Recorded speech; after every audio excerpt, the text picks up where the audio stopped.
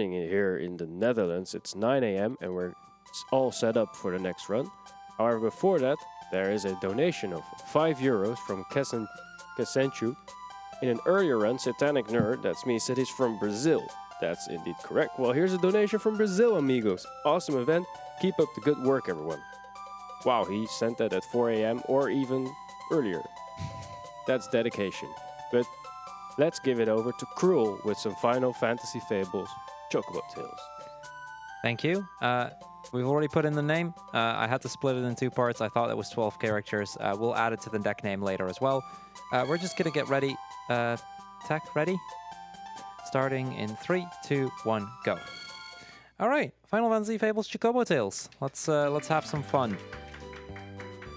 We're mainly going to be seeing the bottom screen, but there are parts that the top screen is going to be the main one, which is why we have it split like this. We are a Chocobo, a yellow little Chocobo called Quetzalcoatl. I don't know how to pronounce it. Either way, chapter number 1, Chocobo of Legend, Book of Doom.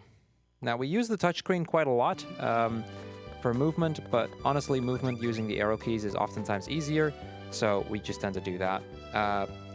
This little white mage here, Sherma, she has a book she's going to read. It's story time, you know, good times. We're going to be there to listen to her book. But Chroma comes in. He's got some books from faraway lands, and he got this one at some desert bazaar. Yes, that's an eye on the book, and the book did just move. Now, the book is locked, though, so we are going to have to open the lock.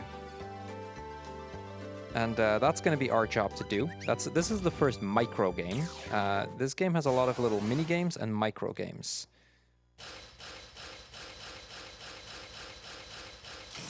There we go. That's the first micro game. Now, as soon as we unlock the book, he starts to read, "Welcome to the world of darkness. I am Babuzu," and then something about the end of the world.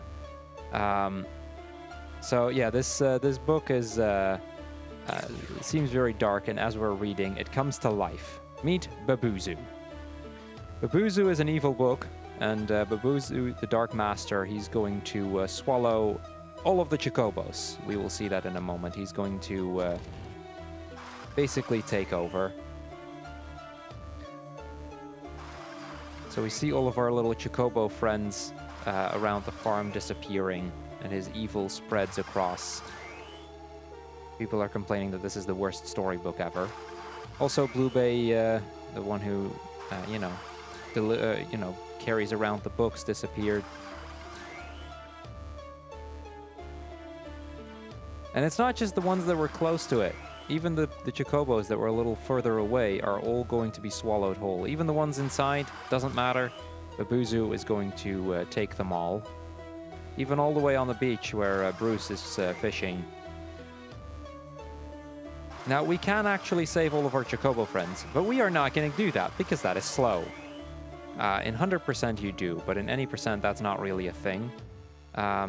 Babuzu makes a remark that they do taste like chicken. And yeah, that's all of our friends. We are the only Chocobo remaining at this point. But there is one that was a little too buttery, and we see this little card drop, some kind of picture. So we interact with the picture. And just like that, our friend Chubby is here. That's one Chocobo saved. There are like 20 or so Chocobos you can save. I don't know the exact number, but it's around that. It's quite a few Chocobos. But we saved Chubby. And just like that, it feels like there's hope again. He was sealed in some kind of card. Now, just like that, we're going to move on to our little house. And we see another Chocobo, another one of our friends, hanging on a balloon here. Now, we can't reach that. It's too high up. And there is another little storytime book. This was the story that Sherma was going to be telling us earlier. The Adamantoise and the Cactuar.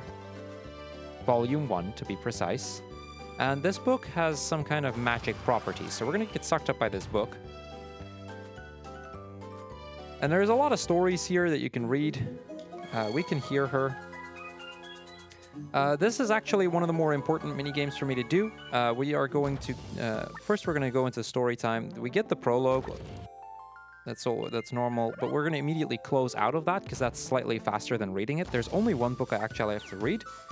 And we get to see trial mode. Now in trial mode, I need to complete this mini game in under 25 seconds without getting hit. If we do that, we get a few cards, and I need those cards later on. So we're going to try our best to do that.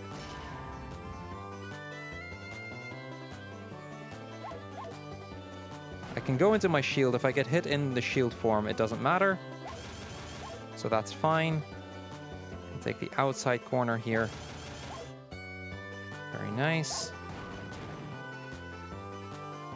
Crap, that's kind of bad. I got stuck on the corner there. Please tell me that's still enough. Whew, half a second to spare. Let's go. That's fine though. We didn't get hit. We got it in under 25 seconds, so we get all of the rewards we need. This is what I meant with sometimes the stop screen is going to be more relevant. So, under 30 seconds, which means we get this card as a reward. These are battle cards. They'll come into play later on. Slow spell. Under 25 seconds gets us another card. That is this one right here, Spinning Needle. We didn't get hit, which gets us another card, Miraculous Shell. The reason we need to collect these is at some point in the game, I'm going to need a bunch of these cards, and we will have exactly enough. I'm not going to have a single extra card if I do everything right. Which also means I can't really miss one. Well, technically I can miss one. I have one backup card that I can get, but it's a really bad card, so we kind of don't want to. We've also unlocked one part of the story. We're going to just skip the story because actually reading this is kind of slow, and we don't have time for that. But these part of the stories, they make something happen in the real world. In this case, it's going to have a cactuar, this little cactus, pop the balloon. And that's going to rescue one of our Chocobo friends. This is kind of just an introduction to the mechanics. It kind of just shows you how different little things like that interact and what the books can do. They have all kinds of magic properties like that. Sometimes they make something really big happen, sometimes it's something really small. But every time we unlock part of the story, something happens in the real world. So we've saved Gazi. And we have now learned that this book has magic properties. But there is another woman coming up here. This is Irma, and she's a meanie. She's here to help Babuzu, and she is very condescending to us. And she sends out her jailbirds, which are basically Chocobos that are a little meaner. And this is going to unlock the second part of these stories, the battle mode. We've already done trial mode. Trial mode is just me playing the game, and then, you know, usually it's a score that you want to get. With battle mode, we're playing against other Chocobos, and in this case, it's going to be a race. Now, for this particular one, it doesn't really matter all that much. We just need to win.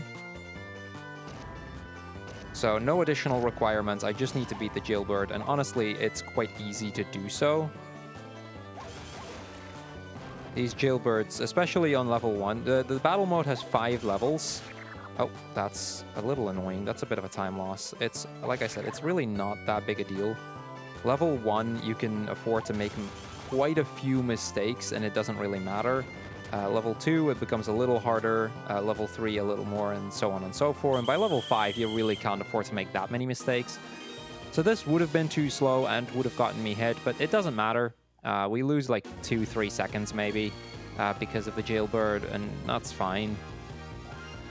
Now, because we beat level 1, we have now completed this part. We've shown her who's boss. It doesn't actually give me any rewards.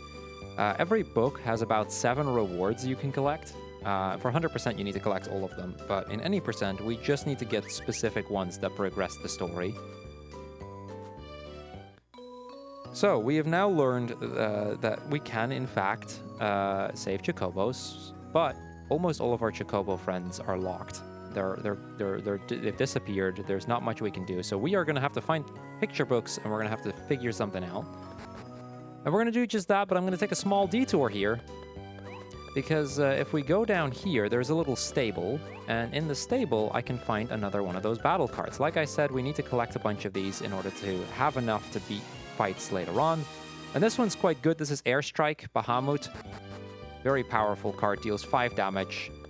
Not that I'll explain what the damage means later on. And then if we progress here, we find another one. This is Mist Dragon, Mist Breath.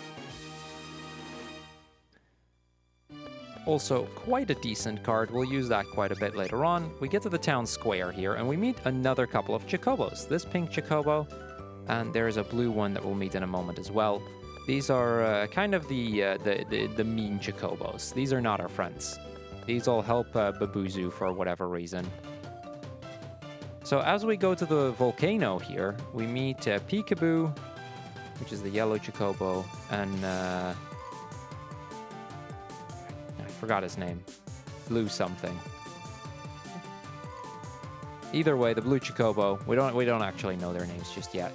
So yeah, they're gonna close the gate, means I can't pass, I can't do anything. And we're gonna get to the town square here. And apparently there's trouble. Chubby has collapsed. So we rush back to the house, and that's the end of chapter 1. So if you want to talk anything, now might be a good time as we get started with chapter 2. That's great timing, because I wanted to talk to you guys about the next run. Well, because the next run, one of the next runs is More to Chicken. And we have a donation incentive for that. Instead of just doing any percent and skipping cutscenes, we want to see all of those cutscenes, because those cutscenes, believe me, they are amazing. It's about alien cubes in a chicken game. What can go wrong? Anyway, the goal is 250, and we're already halfway there. So if you want to see those cutscenes, please donate.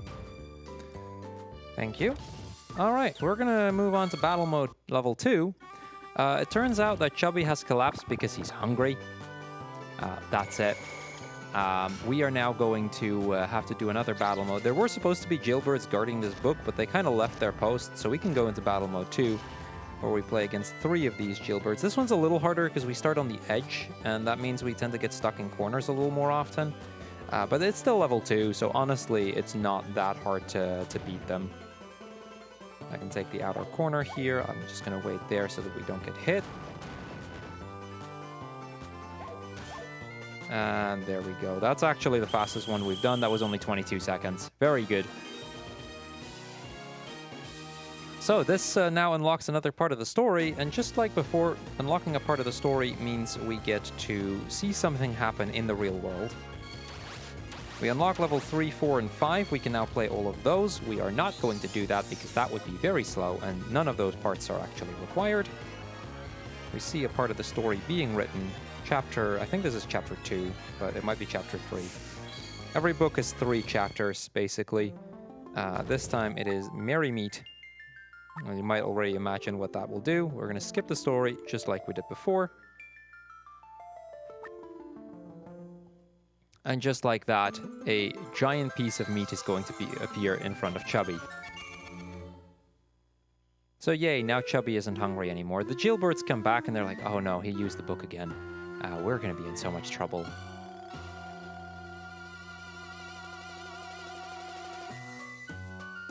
That's all right, though. We got out. We're now going to go back into the house, and Chubby, he decides he's going to run out. Because Chubby's going to be amazing here. This is Chubby at his finest. See, remember that gate that was locked? I mean, it's way too heavy for us to open. But Chubby, I mean, he's strong. So what we're going to do is we're going to run to the gate. And here at the gate, we're going to see Chubby just smash it. Just absolutely obliterate this. Chubbernaut, smash! And that's the door gone. So now we can pass. And we can go into the volcano. Now we're about to come up to the hardest part of the game. So I'm actually going to have to focus for a little bit. Because outside of the mini-games, there's also micro-games. They can win you cards. They're really, really useful. But getting gold on micro-games is really, really difficult. As in, even if you are experienced with them, it is really difficult to do so. Silver is usually quite doable. Gold is really hard. I did practice this for like 20 minutes earlier today. Mind you, the game is only like 20 seconds. So it really, that takes a while. Okay, so here we have Crrool. Crrool was the name of the other one. So we have... and there is also a black Chocobo, Volg. He's the strongest. He's the one that we would fight at level 5. All right, let's go do the micro game. This one's hard, so I'm going to just focus, and I'm going to need you to be quiet for just a minute here. We need to complete 3 of these screens in 16 seconds.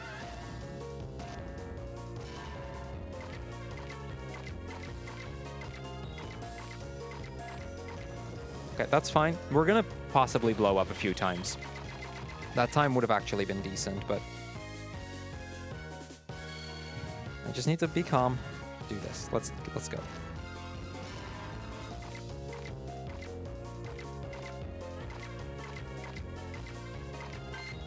Okay, 5.5. That's a little slow, but I can work with that.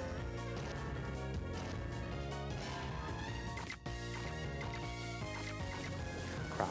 Okay. So since you only have 16 seconds to complete 3 of these screens, that means you have about 5.3 seconds each, which my PB on this is 14.7 seconds, by the way. So you have an idea of how little time you have left.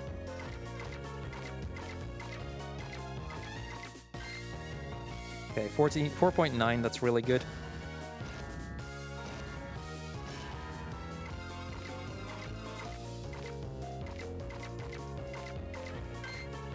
Okay, that's really good. I have 6 seconds for the last screen.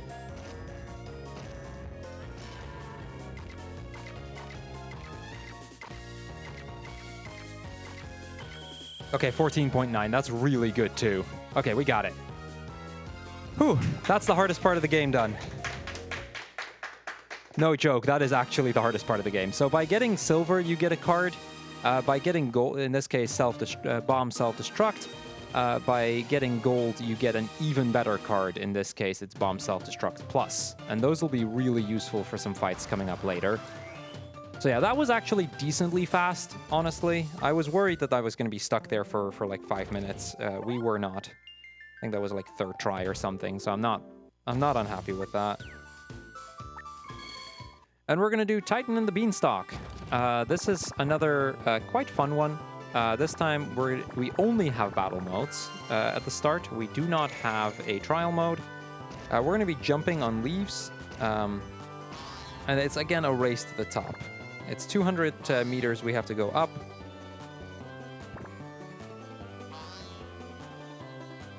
And if we get hit by a bomb, that sucks. That's going to be slow, so we want to not do that. The smaller the leaf, the higher it jumps you. It doesn't matter if I get hit or not, as long as we are faster than the other Chocobo. Perfect. That's actually perfect to finish like that. Let's go. So slightly bigger leaves give you less momentum, but if they make you go up in a straighter line, that tends to work quite well for you. So we unlock Battle Mode 2, we get a bit of the story. This is also that we can progress a little further into the volcano. Now we're not quite done, because I'm also going to do Battle Mode 2 here, because I need another part of the story to be able to actually continue. But first we get Chapter 1, Magic Beans. We'll get to why we actually need to do all of this soon, but yeah, this makes this beanstalk appear. And we're going to immediately go back in and we're going to do Battle Mode Level 2 as well, because Battle Mode 2 will then unlock another part of the story, and this one's also necessary for us to progress.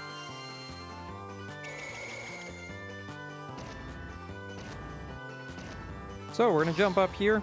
This time we're a little more on the edge, so I'm going to actually have to turn myself away a little bit. And while I climb my way, Satanic, by all means. Well, thank you. There has been a donation, again from Kasenchu, saying, with 10 euros, saying, hey, it's me again. Satanic Nerd is right, it's about 4:30 a.m. here in Brazil, but I really wanted to watch the Chocobo Tails run. So I've decided to stay awake, because I love speedrunning marathons. Cheers from Brazil. Brazil.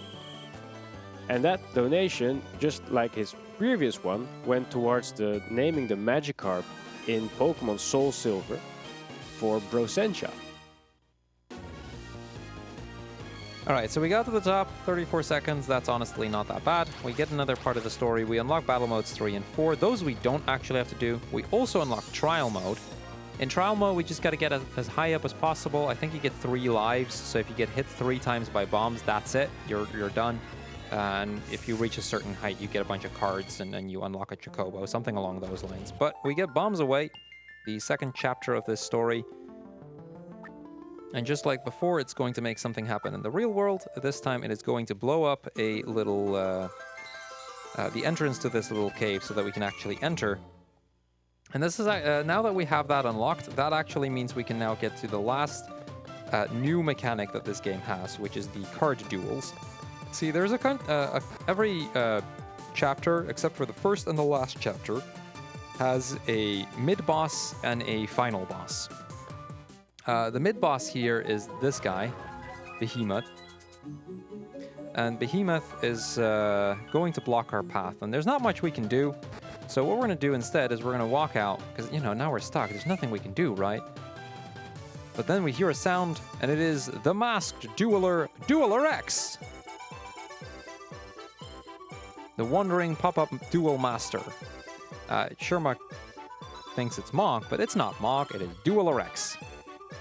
And Dueler X is going to quickly explain to us how pop-up duels work. And this is the duels that I was talking about, what we've been collecting the cards for. We get a starter deck, though, so with this deck, we just get 3 cards, and we have to use those 3 cards. So this is kind of just to introduce us to the duel mechanic. This first duel is really not all that spectacular. The duels are the main source of RNG in this game, though, as what cards we draw is random. The cards of the opponents are not actually random.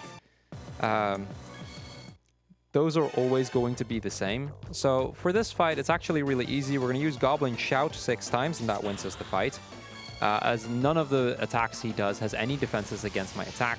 The way this pop-up duel works is you see 4 little colors on each of the cards: red, yellow, green, and blue, each representing one of the crystals in the game.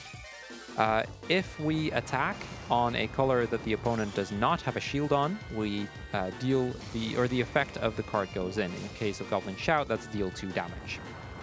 In the case of his, it's deal 2 damage, and we are now burned, which makes us take double damage from fire moves on the next turn, which really isn't that bad for this fight.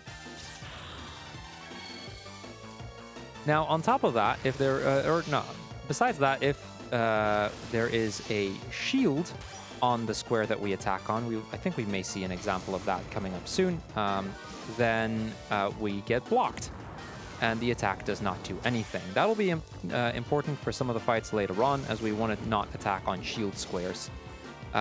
This case, he plays the Iron Giant, which is a CP yellow, which means he needs to have a yellow crystal in his crystal pouch that you see underneath his health. We do not get it. You get a crystal from the color that you play. So basically, if you play a red card, you get a red crystal. If you play a yellow card, you play a yellow crystal, and so on and so forth. He does not have enough CP to play most of his cards, which is why he's not really a threat at all. I should probably also mention that if you attack on a square that the opponent also attacks on, you both deal half damage, rounded down.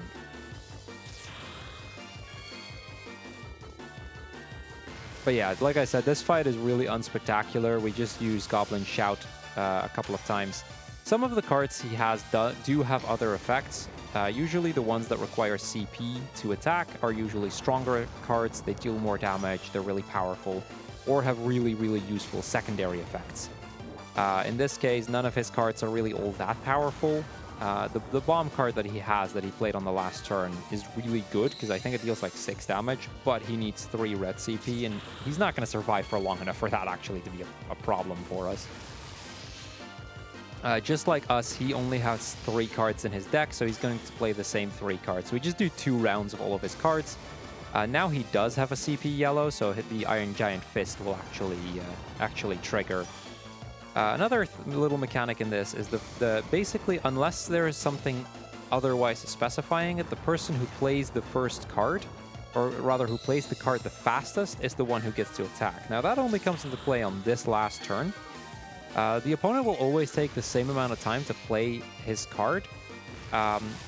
So I need to make sure on the last turn that I play it before he does. That way my attack goes off first and his bomb explode never actually does anything.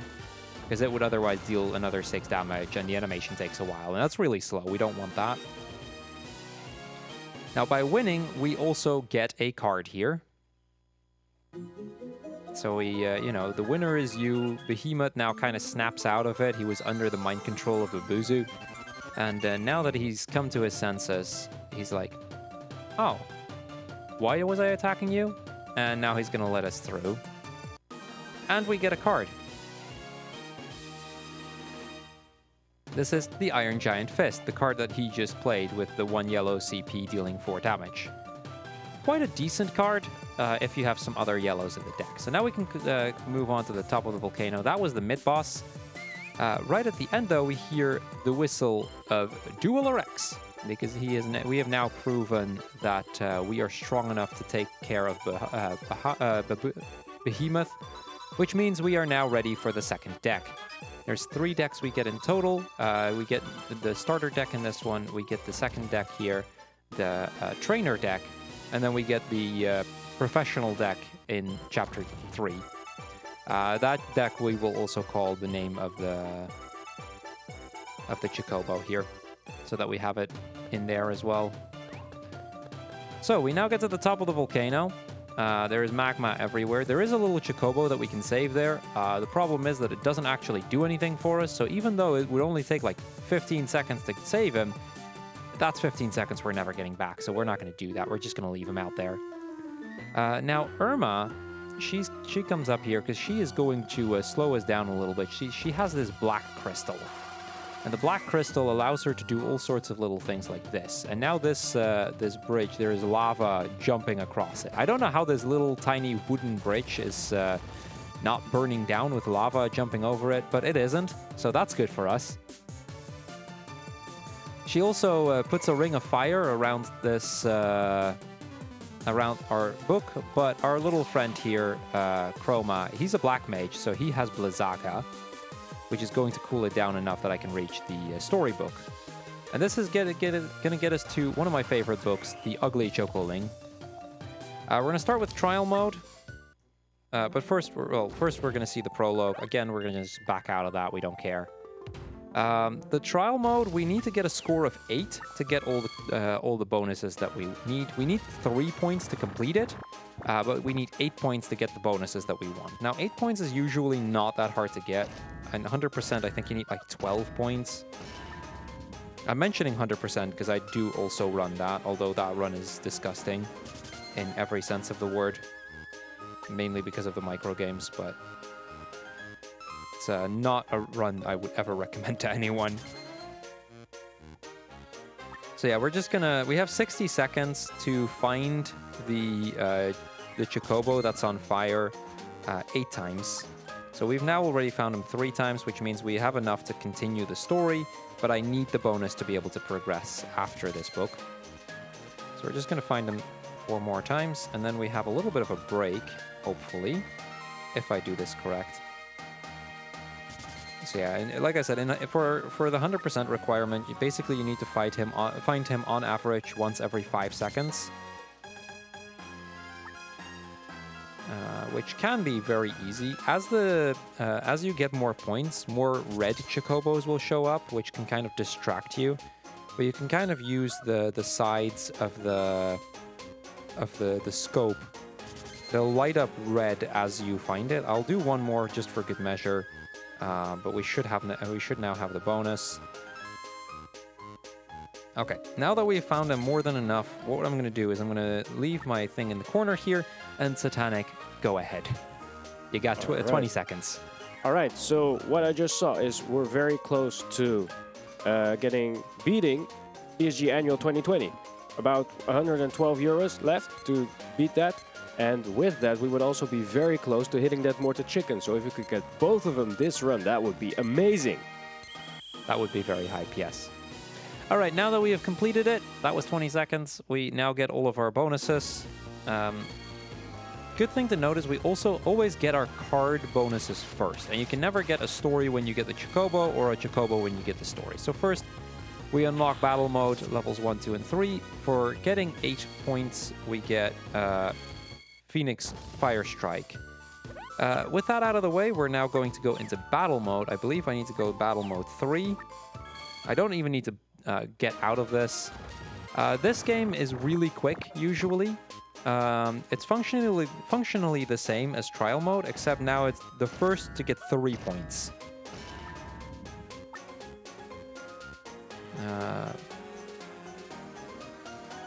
Hello, touchscreen, please. So essentially, I just need to find the Chocobo 3 times before the others do. It's faster if they don't find it at all, but it's not that big a deal if they do find it. Oh, that was really quick. That was a really quick game. Let's go. So now that we found it 3 times, that's the end. We win. The others didn't even get a chance. I got them really fast as well, which does save a few seconds. Like I said, the average is about 5 seconds per find. I think the second and third one took me like 2 and 3 seconds respectively. So that was quite useful. That gets us the next story, or next page in the book, the next chapter. And like before, that's going to make something happen in the real world. I don't actually know what all of these stories are. It is kind of cool that they have like entire story books written out, but we always skip them, so. But yeah, with this story, it's going to rain. And that rain is going to take care, it's going to calm the volcano, and it's going to allow us to cross that wooden bridge that was basically on fire just now. Sounds like a safety hazard, probably is a safety hazard, but we're just going to cross it anyway. There we go. And that gets us to the last part of the volcano. You might have already seen in the top corner of the bottom screen, there's a little crystal here. And this little crystal, we need to bring that back to light. Which gets us to the Ugly Chocolink Volume 2. This one's a little less fun than 1, but we're going to just do that. We're going to go into battle mode. For one of the battle modes, I need to get 20 points, ideally in level 1. So we're going to do our best to get a score of at least 20. Now, that's not that hard to do. We're on a timer here. The idea of this minigame is we get into a bubble. If we're in bubble, we can extinguish a flame. And by extinguishing a flame, we get a coin. Every coin is 1 point. Now, I can also tackle my opponent. If I tackle my opponent, I will be able to get rid of one of his coins in favor of one of mine. So, or rather, it goes back on the field, and then I can grab it, and that's quite useful. I just need to get at least 20 points in the about minute that you get for this. You can see the timer in the top left. It doesn't actually start with a timer. At some point, that kind of just appears. But that's 20 coins already. I can grab more. More doesn't actually do anything for me. It just kind of guarantees me that if I do get hit or if I do make a mistake, I have some leeway. But yeah, we have more than enough coins here. Because the black Chocobo on level 1 doesn't actually really grab anything. We do need to also do this on level 3, and that one's actually a bit more difficult. In theory, I can get 20 coins in level 3 as well, but it's kind of really difficult to do that. In level 3, it's good to even just win it in the first place. So for getting 10 points, we get Phoenix Undying Spirit. Then for getting 20 points, we get another card. This is Phoenix Flames of Rebirth. And now we can go back out of here. We can go to level 3, and let's go. So this is the one we need to win. Technically, if we miss 20 points, we can get it here, but it is extremely difficult to do so. The main target here is just to win. At this point, I've also collected enough cards that we... So yeah, you can see here why they start attacking. They do that a lot, which means coins are going to be scattering around everywhere. We still need to get more coins than them, or technically, I should probably mention this, if you tie on a mini game like this, because it's actually quite possible to tie, a tie is done in my favor. So a tie is a victory. Tie means I win. That can be relevant in some mini games. In some mini games, it doesn't actually, like, you're not realistically going to ever get a tie, or in some mini games, it's not even possible. Like the one we had before, where it was 3 points, or first to reach 3 points. You can't have a tie there. But in a mini game like this, it is certainly possible to get a tie, and a tie would be ruled in my favor. So I can double tap. If I double tap, I do a rolling attack, and that rolling attack would do the trick to knock one of the coins of the other ones. They do that to me as well, but we win with 8 coins, and the others only having 2. Very decent score, honestly. I've seen that happen a lot closer. But by finishing level 3, we unlock battle modes 4 and 5, and we get the next part of the story. This is the last part of the story that I actually needed in order to finish this chapter. We are now going to go get our deck together, and we are going to go into the boss fight. So we unlock Rebirth. And Rebirth is what's going to allow us to get the light of the crystal again. This game has 4 crystals like this. This is the first one, the fire crystal. We also have the earth crystal, the water crystal, and the lightning crystal. And by collecting the light of the 4 crystals, we can beat the game. But it's not going to be quite that easy. The Phoenix tells us about how we need to fight Babuzu. It tells us that by gathering the light of the 4 crystals, we can take on Babuzu and save everyone. But it's not going to be just that easy.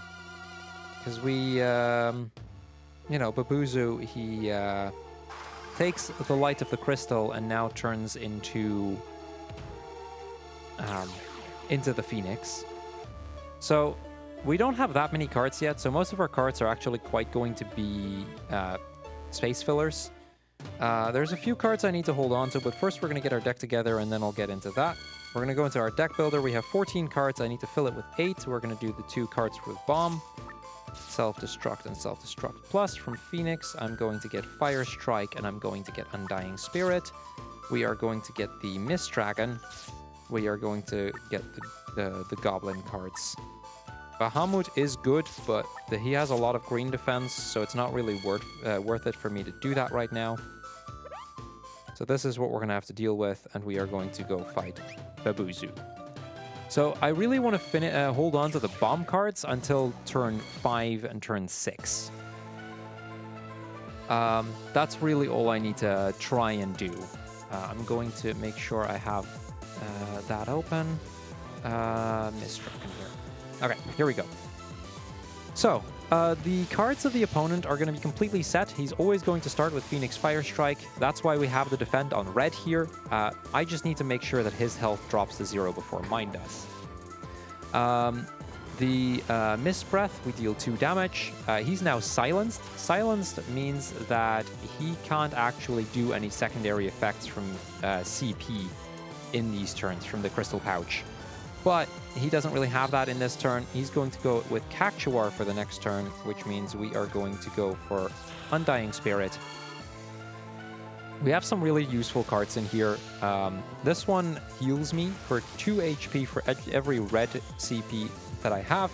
I don't have any, so that's not going to be coming into play. But we deal 3 damage. He's going to run into my shield, so he's not really going to be able to do anything back for me. Next turn, he's going to go for an Undying Spirit of his own, so I'm going to try to at least attack on blue or yellow. And I'm going to try and defend on red, but it's fine if I don't. Honestly, this will do. It's not quite the most powerful card, but Rage does the trick. Rage deals 1 damage if he hits a defense shield of mine. So Goblin doesn't actually do anything. It just makes me attack him if I defend successfully, which I do here as he goes into my green. So I deal 1 damage. It's not a lot of damage, but it does the trick. I'm kind of trying to get a bomb card. We got Self-Destruct Plus. That's really useful. This turn, I'm going to just use Goblin Shout, I think. So Goblin Shout, this turn, he's always going to do Turtle Power. Turtle Power just means he defends this turn. Nothing happens. There's nothing I can do on turn 4 to damage him. There's nothing he can do on turn 4 to damage me. So it's kind of just a stall turn, which can be quite useful. We're going to deal 6 damage on the next turn, most likely, unless I get this, which is actually really, really good, because that means we win on the next turn. So we don't win this turn, we win on the next one, because I'm going to now do Self-Destruct. turn, which is going to do 4 damage. I'm going to do self-destruct on the next turn, which is going to do 9 damage, and that is more than enough to kill him. Really, as long as I do like more than 2 damage in the first 3 turns, we always win this fight if we get the bombs, which is quite likely. Not guaranteed, but it is very likely. So we took 1 damage as well. It doesn't really matter. We're going to do self-destruct. Basically, these cards also do deal some damage to me, as we take 1 damage for each red crystal in our crystal pouch. But we had 20 health. He has 5. It's an easy win. So yeah, that's the fight, and that's the end of chapter 2. We are going to now we have now beaten the first main boss of the game. That was Babuzu. Well, Babuzu 1, really. All right, now that the first boss is down, he's going to now lose the power of the fire crystal. He says that we haven't seen the last of him, and that's the end of chapter 2. Satanic, I think this might be a good moment to do some messages. All right.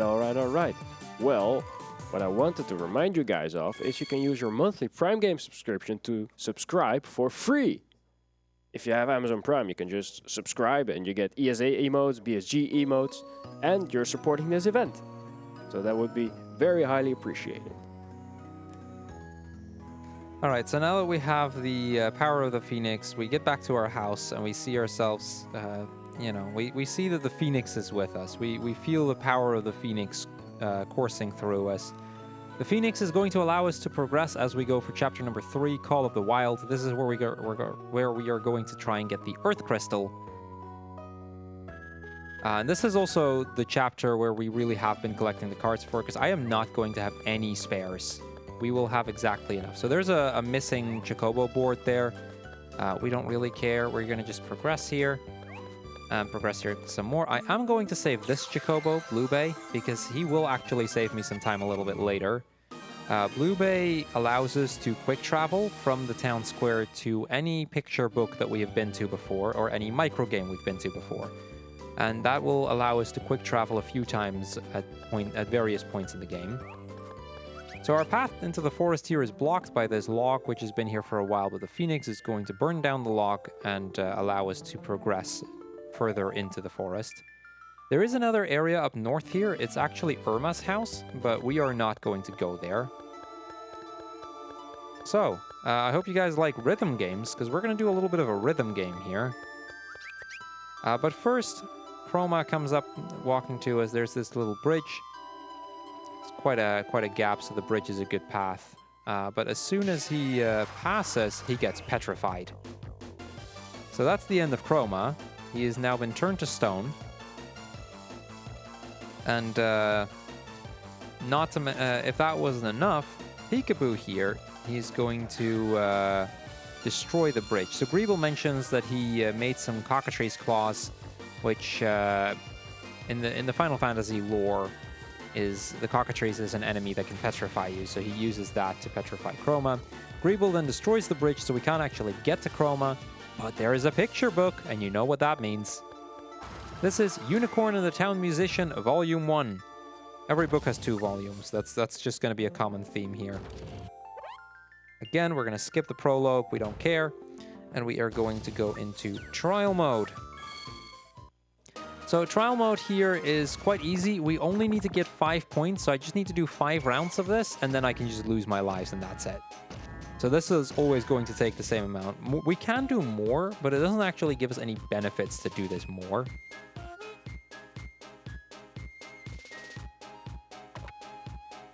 So yeah, the first few rounds are quite easy. You usually only get 1 or 2. In the later rounds, you can actually get quite a lot of these, where you have to do like 4 or 5 or 6 of them. That makes this quite difficult to try and get like all of the rewards in this, because you actually have to pay attention quite well. But to get just 5 points really isn't all that hard. So we get this one. This should be our 5th point. So now I'm going to intentionally be wrong, because I want to lose my 3 lives. We can lose 1 life per turn. So I can just wait here until I lose my lives, unless this happens to be the correct one. Because we just want to lose our lives as quick as we can. We have all of the points we need. There's no point in continuing. This is to unlock the battle mode. Now, the battle mode in this one, it is just a matter of survive longer than your opponents do. There is no actual way of influencing our opponents.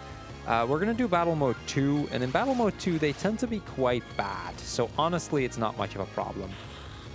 We also get this card, Kate said Megaphone, quite a useful card. We're going to be using that quite a bit later on. No, not trial mode. Let's go into battle mode. We're going to do level 2, and then we're going to get started. Again, there's nothing I can do to influence my opponents, so we're just kind of hoping to get lucky. We're going to basically do the same thing as we did before. Satanic, while I pay attention to this, if you want to, you can. Yes, I would like to remind our viewers that we have some incredible plushies that you can win as a prize if you donate a cumulative 25 euros at least during this event. They've been made by Renabo, and I mean they're amazing. I'm sure you've seen the pictures of the white Pikmin or the Nidoking or the Rayman sprite. I don't remember that name. Electoon. Thank you very much. But I mean, they're amazing. I've held them already. I almost stole one. Don't steal them. So just donate 25 euros and you can win it yourself. I've already donated, but I don't like my chances. Fair enough. All right, so yeah, that was Unicorn and the Town Musician. Like I said, they kind of tend to just be wrong within the first few turns. This was only 4 rounds. I didn't even get as many points as I did in the trial mode that we just did. So yeah, they really aren't that good. So we go get Festive Mood. That's the name of this chapter. Some kind of festival going on. All good fun. And that doesn't actually close the chasm from just now, but it does unlock another little path here. And just like that, we are going to go there. This gets us to the next storybook, Titan and the Beanstalk Volume 2. And this is probably my least favorite or second least favorite game that we have to do. Luckily, we only have to do Volume 1. Oh, wait, I didn't mean to actually go through the prologue. Now you get to see why that's a little slower. But we're going to do Battle Mode 1. That's luckily the only one I need to do, because, honestly, I don't like this one. I'll just be honest about it.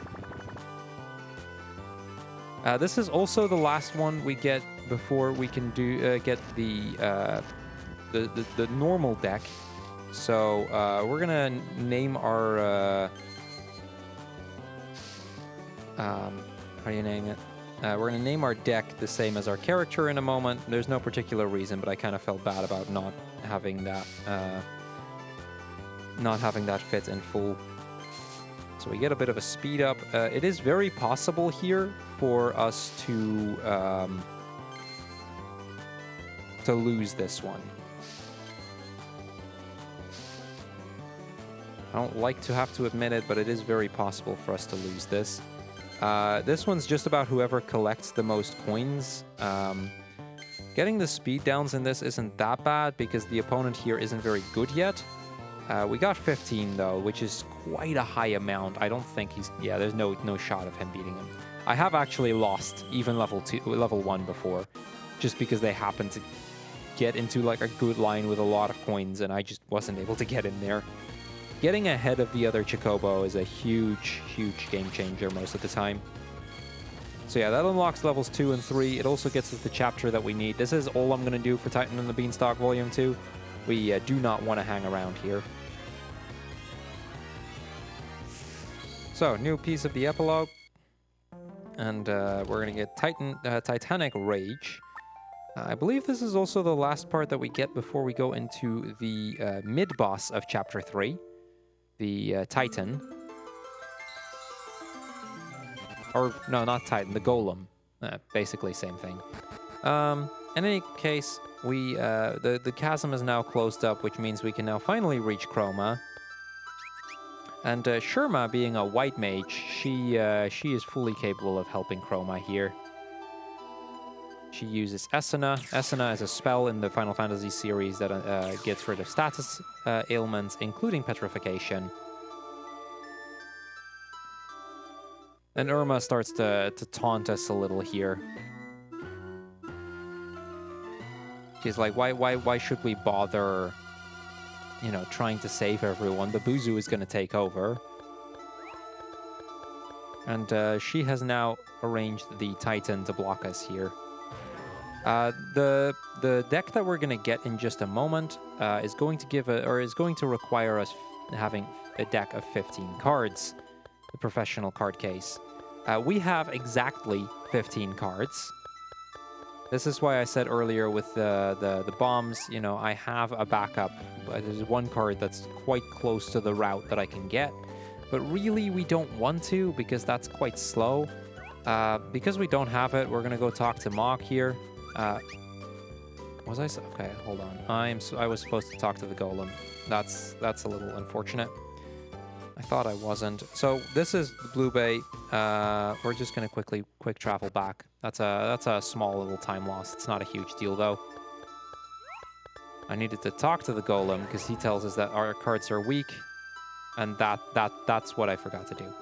So now we need to talk to Dueler X.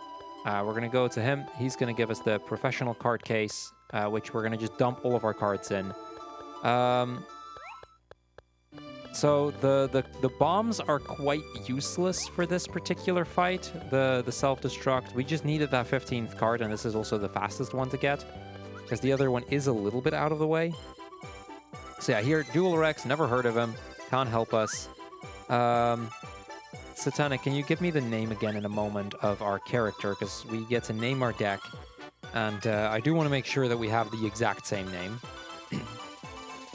I was prepared for that, so it's already up here on that screen. Ah, fantastic, fantastic. So yeah, Mog now disappears and Dueler X shows up. Pure coincidence, of course.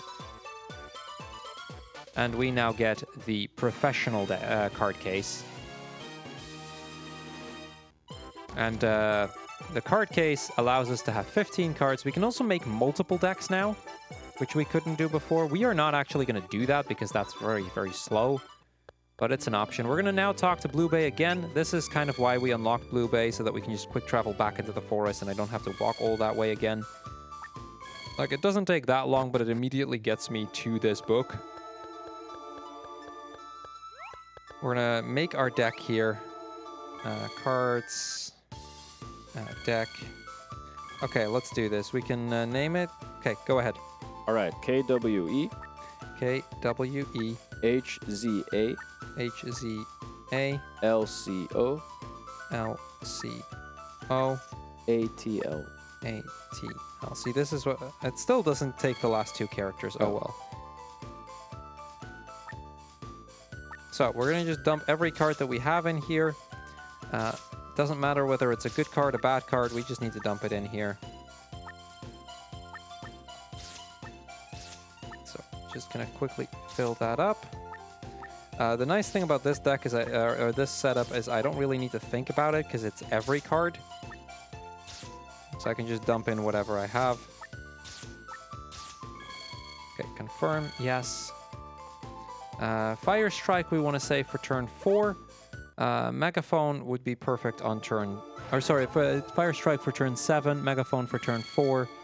But we're going to go into the duel here. I'm going to get my notes for the duel back up. He is going to guard on blue and attack on green. So this turn, unfortunately, I don't actually have the cards to do anything very useful here. I have what I need to block him. But the first two turns here, it looks like we really don't have great cards, so I would like to take a yellow attack on the next turn. But I don't have one of those as we speak. Now, we would deal 3 damage with Miraculous Shell, but it requires a green and a yellow to be in my crystal pouch, and I have neither of those. This is the part where really it's just random what we get. I'm going to just do this. We're going to actually take 2 damage, and there's nothing I can do about it. We are getting a little unlucky at the start of this fight. You can do the donation if you want. Go ahead. All right, we got 20 euros from a run that happened last night because Clover donated. And this message is, hey, Clover here. More than 20 deaths in Code Vein this night, so take this 20. Also, good luck, Crrool. Money goes to seeing those chicken cutscenes. Okay. Okay. We're gonna miss breath. I think that should be good here. I'm just trying to think here because he's putting me in a really awkward position this fight. This time we are actually going to start dealing some damage to him, but I really don't have great cards. My draw was very bad. This is what I meant with, you know, there's a decent amount of RNG. His abilities are sealed for now, which is nice, but I don't think that's going to do very much to me. I think we do slow spell here. I need to block this move. If he gets this move off, Kate Sith Megaphone, he's going to have protection for the next turn, which means my next turn, I'm only going to be dealing halved damage. And that's really annoying. We don't want that. This way I deal 3 damage and he's going to be protected. He's also going to be slowed, which means regardless, I'm going to be the first to attack. I haven't found Fire Strike yet. That would be really good very soon as well.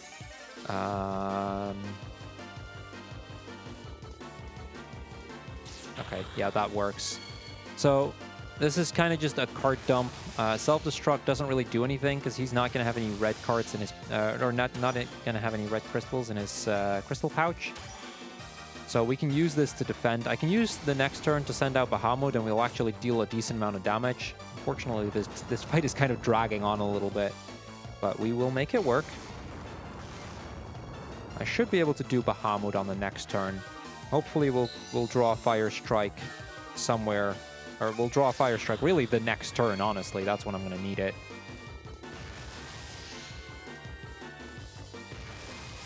Because if he gets Cactuar... Like, we need to attack on red or we need to defend. If he gets this attack off, he's going to be healing a bunch, and that's really annoying too. So I need a good draw here. Okay, this could be worse. So... I'm going to at least not have him heal. So here, what would happen is he would heal 2 HP for every yellow crystal in his crystal pouch, which would be 4 HP. That would slow me down quite a lot. But I don't have any yellows in my crystal pouch, so my attack never goes off. Therefore, he's not going to heal. At least I prevent... And this is the card that I needed last turn. If we had had that last turn, instead of just not doing anything, we would have dealt 6 damage. Okay, awful fight, awful fight. It is what it is, but awful fight. He's going to have Diamond Dust in a moment, which is going to deal 8 damage to me. I can't attack with the Fire Strike. I can use that on turn 11 if we still not won by then. It'll deal 4 damage. Do I have a protect on blue? I do. We can use Kate Sith. Okay. We're getting to the point of the fight that I don't normally get to, because you really only get this far into the fight if RNG is really not in your favor, and today it just hasn't been. We got all of the hard tricks, though, so honestly, we will be okay, but it is a little annoying. We get protection for the next turn. I want to attack on blue or... green, but he's going to deal a lot of damage as well, so I want to... we'll see, we'll see. Okay, I'm going to have to defend again, and that means I'm still not going to get the kill next turn. Okay, this is... A 12-turn fight on this is really bad. Usually we want to kind of try and have the kill by, like, turn 8, turn 9, so having to go all the way till turn 12 is really slow. Especially with every turn taking like a minute to do. We get to protect it at least. Oh, wait, no, that... Right, he has a red CP in there, so we dealt 3 damage. Okay, no, we're going to get the kill this turn. Never mind. Okay. Turn 11 is still bad, but it's a little less bad than I thought it was. I didn't realize he had a red CP there. So we're going to deal 2 damage for every guard zone that he has. He has 2 of those, and that means that we now get the kill. So that is Golem finally taken care of. That took longer than it should have, but it is what it is. Okay. So Golem now comes to his senses. He's like, wait, why was I attacking you? Kind of similar to what Behemoth had earlier. We are now his bird-like friend, and we're gonna get a card. The Iron Giant Tackle. I don't think we get to use that very often, but it's fine. That means we now can actually modify our deck a little bit. We have more cards than the bare minimum we need, which means I can actually get rid of bad cards in favor of better ones. We are going to get some extra cards here and there when they don't really lose us any time. I'm not going to go out of my way for any of the extra cards, except for like one, because that card is just useful enough that it saves more time on average than it takes to get it. We now want to cross into the area where the crystal is, but the water in the lake is completely dried up, so we are going to go to the next book, Shiva and Ifrit of Volume 1. Volume 2 is up there with my least favorites, but Volume 1 is quite alright. We're going to go Battle Mode 1. We're going to then go back and go Battle Mode 4. So we need to do this minigame twice. The way this one works is a bunch of peaches are going to show up, and a bunch of fire and ice is going to show up. The fire and ice will stun lock me for a little bit. The peaches are 1 point each, so we want to get those. I would like my touchscreen to cooperate. Now, the way that we can quite easily win this is I'm going to just kind of hug the top of my screen. I can see on the top screen where the other things are going to be, and I just need to collect more peaches than my opponent does. So there, I accidentally did get hit. While stunned, even if a peach does fall on top of me, it will not give me points. So as long as I'm stunned, I can't gather any points either. So it's basically just some free time for my opponent. I did not see that one. After getting out of the stun, we do get some invincibility frames for a little bit, which does help, but honestly not all that much. So yeah, level 1, super easy. We got 28 points, he got 5. Really not much of a problem here. And that's level 1 done. Now we're going to go back into level 4, and we haven't actually done any level 4. You saw earlier with level 3, we fight Peekaboo and Crrool. For level 4, we actually also have to face Volg, who's a little bit stronger, supposedly. We get the card Chilling Whisper, and we're going to go out. We're going to just retry. Level 4, let's go. This time around, they're going to be a little bit better. They're actually also going to be hugging the top of the screen. Generally speaking, if we're both at the same point at the top of the screen, I get priority over them, so I have a slight advantage. But the goal is still going to be to just gather as many of these peaches as possible. Now, I don't really need to collect all. Again, I just need to collect as much or more as the opponents do. So generally what I do is I try to aim for about collecting half of them. Because if I collect half, you know, there's 3 of them, so they're going to kind of be spread across the 3 opponents. So if I can collect half of them, my opponents are going to have the other half split by 3, so they're not really going to have much of a shot at winning at that point. That's a half-decent strat for this sort of, this little mini-game. That's not to say that always works, but this one's not too hard to win, luckily. We got a couple seconds left. I think at this point we have enough. Yeah, we have more than enough points. So as you can see, I got 27. They got 3, 3, and 5. So it wasn't even close. Now that gets us the next chapter in our storybook. And you can probably already guess what that's going to do. We're going to get the lake back up, and that's going to allow me access to the last segment of chapter number 3. Already closing in. This game has 6 chapters, by the way. One early start chapter, 1 for every crystal, and then 1 final chapter. The first and the last chapter are both really short. The 4 chapters in the middle are all reasonably long. Chapter 3 and 4 tend to be quite decent in length. We're going to now go across the pond, and we're going to do Unicorn and the Town Musician Volume 2. This one kind of works the same as Volume 1, except now we can interact with our opponents. So that's going to be fun. In the meantime, I should also mention before we do, we are going to have to do this a few times, as we have to do, I think, battle modes 1, 2, and 3. In one of them, I need to get up to 15 points. Usually the easiest is level 2, but really we should be able to get it in most of them. In the meantime, as we do this, Satanic, feel free to read out the donation. All right, we got, just like Clover, we got 20 euros from Hapkainename with the message, right, I promised to match Clover's incentive, so here's that. Getting closer to the funny soft squishy thing game, and I really hope we'll get to see those amazing cutscenes. And that indeed went to the Mort, any percent, showing all cutscenes incentive. And with that donation, we're also only 72 euros away from beating the BSG Annual 2020 total.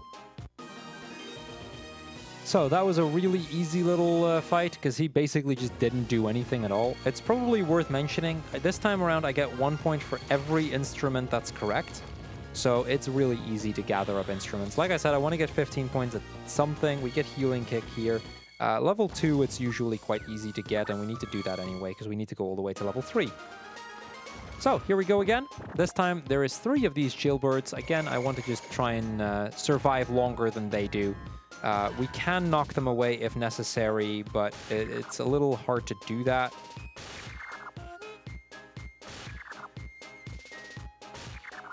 Because they actually do start to roll around and... Oh, I lost a life myself there. That's a little annoying.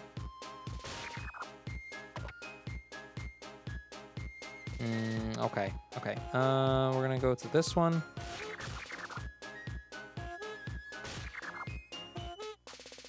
Okay, we're now all even in lives. We all have 2 lives left. Okay, one of them lost a life there because he was too far into the corner. Very good.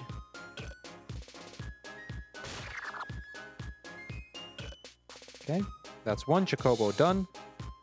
Or 1 jailbird done. That's 2 jailbirds done.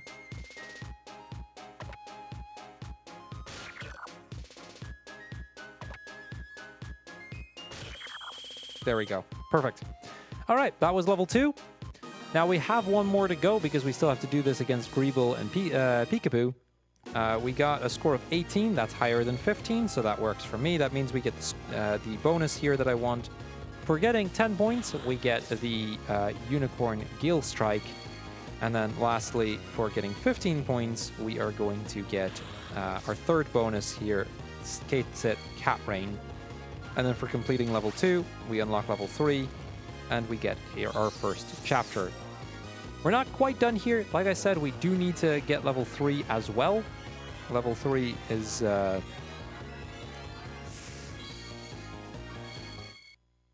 Level 3 is the one that gets us access to the crystal that we need. So we're going to just skip this story again. That's the end of that. And that's going to make something happen. This time around, a little note-shaped island is going to appear at the beach. That's where the 1 card is that I'm going to go out of my way for because it's worth it. Especially since we already went through all the effort of unlocking it in the first place. And it's not that far out of the way as we head into Chapter 4. So,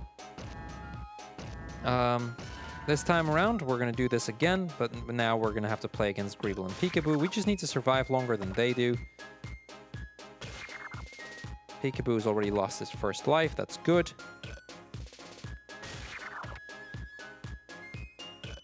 Okay, they both lost a life there as well. The nice thing here is that they can actually hinder each other, so that's Peekaboo completely done. Now I just need to try and knock Crrool out. I do have a little bit more to work with. Okay, perfect. 1 life left on him. Ooh, okay. He knocked me out there. That's not how we want to see that. This tends to be easiest when we need to cross into... Yes, perfect. Okay, that's level 3. We're going to do a small little deck edit as we need to remove the 2 self-destructs from our deck, the 2 bombs, and we're going to get some... we're going to add the Unicorn in there, and we're going to add Cat Rain in there. Those are quite useful for the remainder, or for the upcoming fight. Now, Babuzu 2, our next major boss fight that we're going to have to do, we ideally want to play Mist Breath and Shout. If we get them on the first 2 turns, that's where we're really going to get them. Fire Strike is best on turn 3 if we draw it early. If we don't, that's a little unfortunate, because after that, it's not going to be that useful until turn 6. Turn 6, he gets to recover. After that, besides that, it doesn't really matter a whole lot. We just kind of play it by ear and try to do the best every turn we can. But yeah, this is the Earth Crystal, the Unicorn. And you know what's going to happen at this point. Babuzu is going to take the energy from the crystal again. And that's going to unlock, or that's going to result in our second boss fight here. So we get a little chat with Irma before Babuzu shows up. He's going to take the second crystal, this time the Earth Crystal. Going to get even more powerful. And we get a small little incarnation of Babuzu, but quite a powerful one at that. We're going to do the deck edit that I was talking about. We're going to remove the bombs. We now have a little bit more room to edit our deck and just do what we want. We are going to add Cat Rain to the deck. We are going to add Unicorn Gale Strike to the deck. Confirm, yes. Okay, so like I said, we were hoping for Mist Dragon, Mist Breath, Goblin Shout, and Phoenix Fire Strike early, because the first 3 turns, those are really good. Here we go. That's Flames of Rebirth, that's Gale Strike, that's Slow Spell. None of those are really what I was hoping for. We're going to start with this then. All right, so he's going to start with Spinning Needle. That's going to deal 3 damage on green. He's going to do another attack on green in a moment. We're going to have to try and block that because that would deal 5 damage. Titan Earthen Fist. This is also the first fight, I think. Maybe the Golem had that as well, where we have the same amount of health going into the fight. He has a lot of guards on blue, which is really why the 2 blue cards that I have don't really prove that useful after this. Okay, we're going to do this. We're going to half his damage. Gale Strike, not a great move here. It's not really that many where it's all that good. He's going to do half damage to me. I'm going to do half damage to him. This is what happens when we both attack into each other. So I'm going to deal 2 damage. It's 5 damage halved, so 2.5 rounded down. So he only deals 2 damage here. So really, it's not that bad. He's going to get Mighty Guard up. Of course, now I draw a miss. Well, I'm just going to get... We're going to attack into something I don't want to attack into anyway. The downside is he's now going to get his Protect up. So that means we deal half damage next turn. But we drew Mist Breath 1 turn later than I would have liked it to. Unfortunately, it is completely useless for until like turn 11 or something. So he's going to get the Protect up, which means we only deal half damage this turn. I'm going to attack either in yellow or in green. Do I have any yellow crystal in my crystal pouch yet? I do not. In that case, I think we do this. I think that's the correct play. See, ideally we want to play one of the Kate set cards before we play the Iron Giant, because the Iron Giant Fist is a really good move, but it only would do anything if we already have a yellow in our crystal pouch, and we do not as of right now. Okay, well, we're just going to have to dump it then. Next turn, I can do Bahamut, which is going to deal 5 damage, so we'll at least get some damage in. Again, our draw luck in these fights have not been great. So yeah, we can't actually do it. This would deal 4 damage if I had used a yellow before. I have not, so not much I can do here. Okay, we can attack on green here, so we get Airstrike.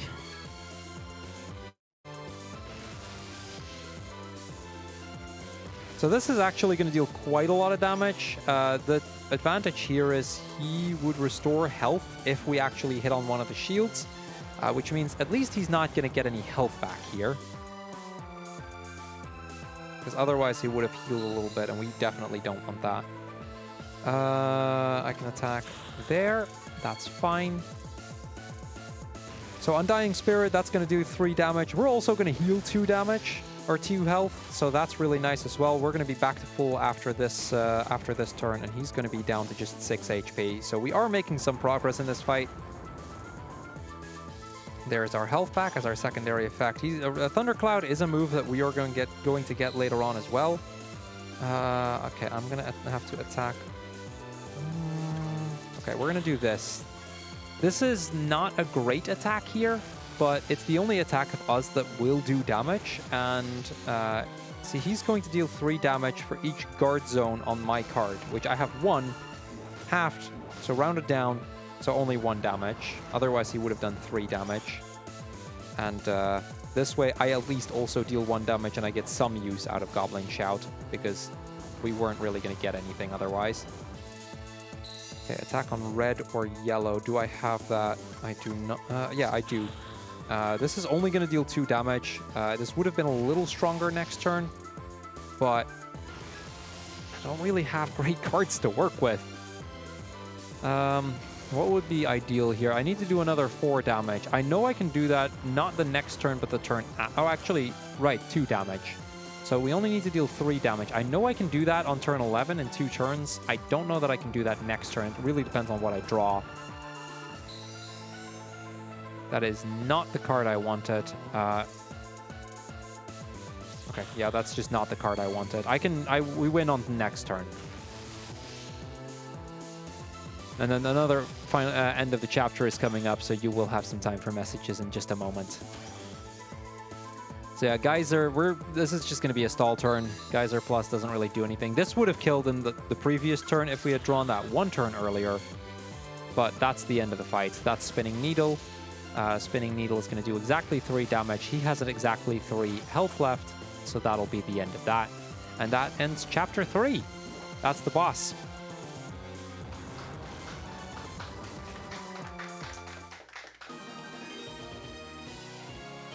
Yay, we win. Let's go. Okay, so we get a little cutscene here. Babuzu has been defeated once again. That's 2 crystals down, 2 more to go. He's going to turn back into his book form, and he feels it's a time for a change of scenery. Irma is going to get out again. That's the end. They left quite quickly, and that's the end of Chapter 3. So, yeah, Satanic, go ahead. All right, let's start off with a quick announcement. There's been a slight change in scheduling.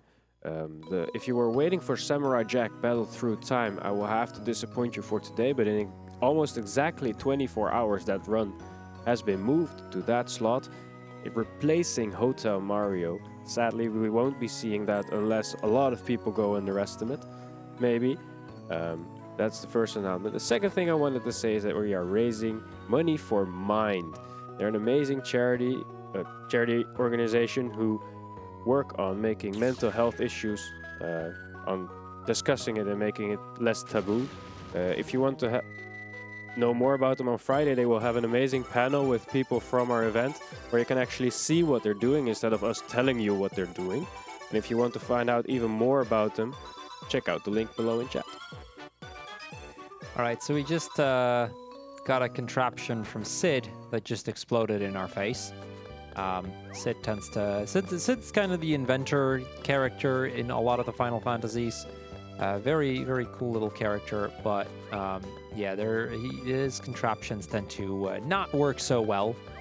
We're going to go a little bit out of our way here for just a moment because there's a really useful card over here that I want to grab. See, this is Carbuncle.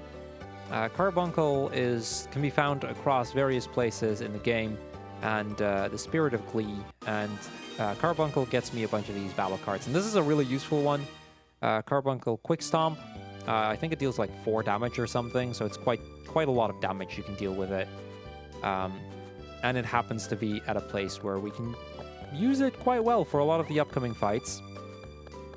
The other card here we're going to ignore. I don't need that. It's not that good a card.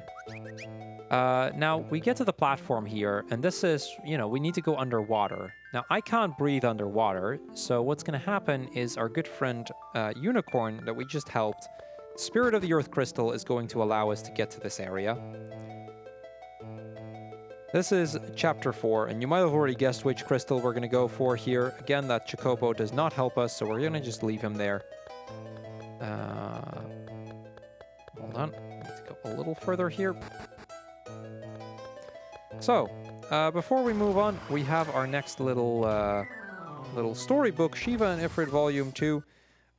Shiva and Ifrit Volume 2 really isn't that bad, except Shiva and Ifrit Volume 2 is one of those where the controls are a little finicky. So trial mode level 5, sorry, trial mode, we only need to get 5 points here. The idea is we get, I believe, 3 lives. Yes, we get 3 lives to get as many of these peaches as possible, or whatever they are. Now, we got 5 of them, which means we are just going to now lose our lives as quick as we can. Oh, I still have my invincibility frames. That moment when you don't want invincibility frames, right? There we go. That's it. That's all of trial mode. Really quick. Like I said, we just need to get 5 points. That's what we need to be able to progress. After we have the 5 points, that unlocks battle mode. And we also get another little card here. Hellfire. We are not going to use that.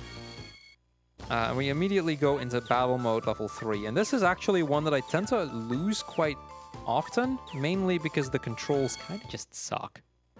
It's really not much to say. We also still need to do battle mode 4 after this, so we need to do this game quite a few times.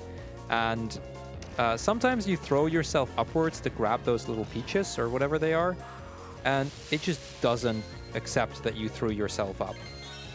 And then sometimes it just, you go up way too high. It's really weird like that, especially around the edge of the screen. Once you hit the edge of the screen, for some reason that just kills all of your momentum. And at that point, you just can't really do anything anymore. So we kind of just try to not hit the edge of the screen. But then sometimes, you know, like here, they kind of ended up at exactly the edge of the screen. And then, you know, getting them is annoying. So yeah, this is why I really don't like this minigame. We did very well on this round, actually. I don't really have to worry anymore. They're not going to win. There we go. 25 points for me, 9 for Peekaboo, 5 for Crrool. So that's fine. We do, unfortunately, have to do this another time.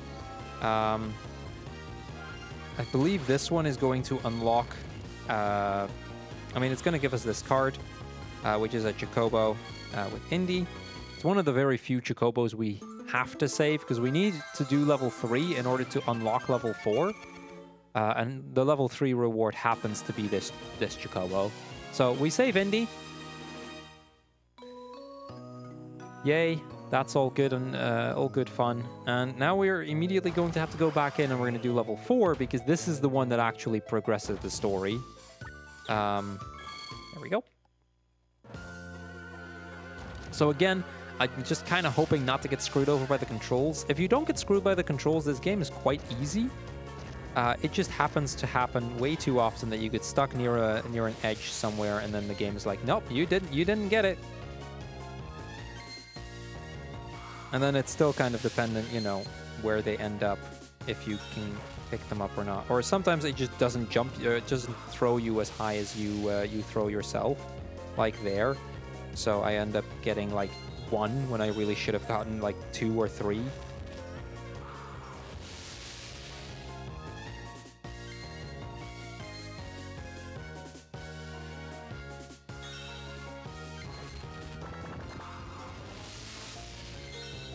That's fine, I got some of them at least.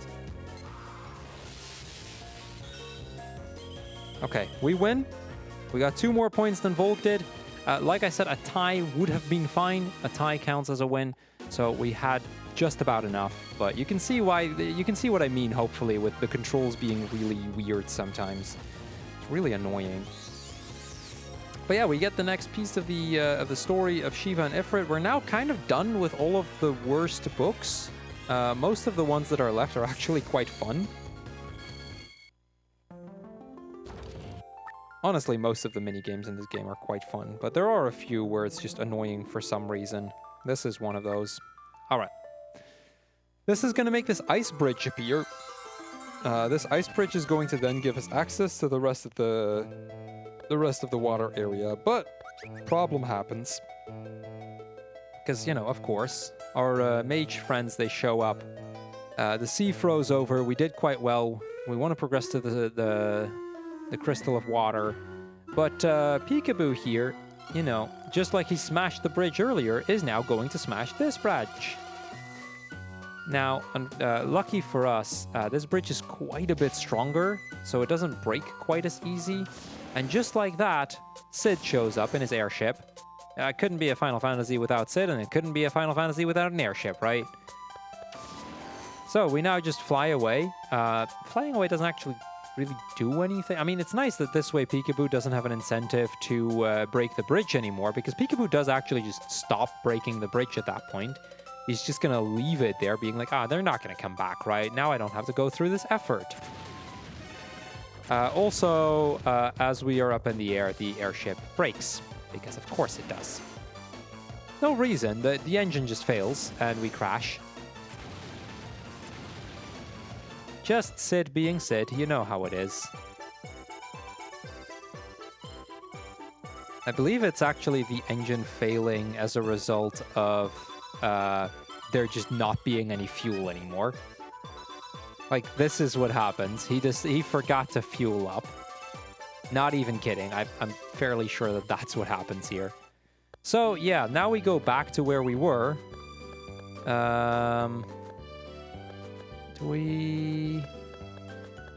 We go to Blue Bay. I was about to say we go to Blue Bay because we're just gonna warp back there, leaving for that one, and that immediately gets us back to the ice bridge, so I don't have to walk all the way back there.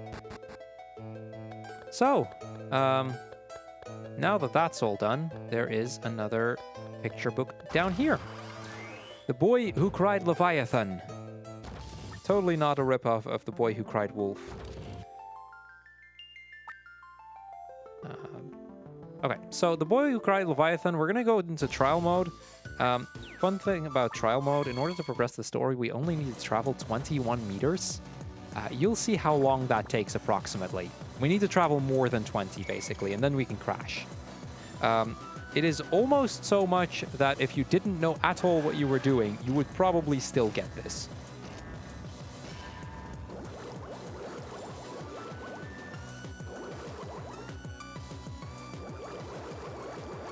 That's it. That was the entire thing. I even went 3 meters over, so that's, yeah. After this, we get to do battle mode. In battle mode, we actually need to survive for longer than the opponents. We each get 3 lives.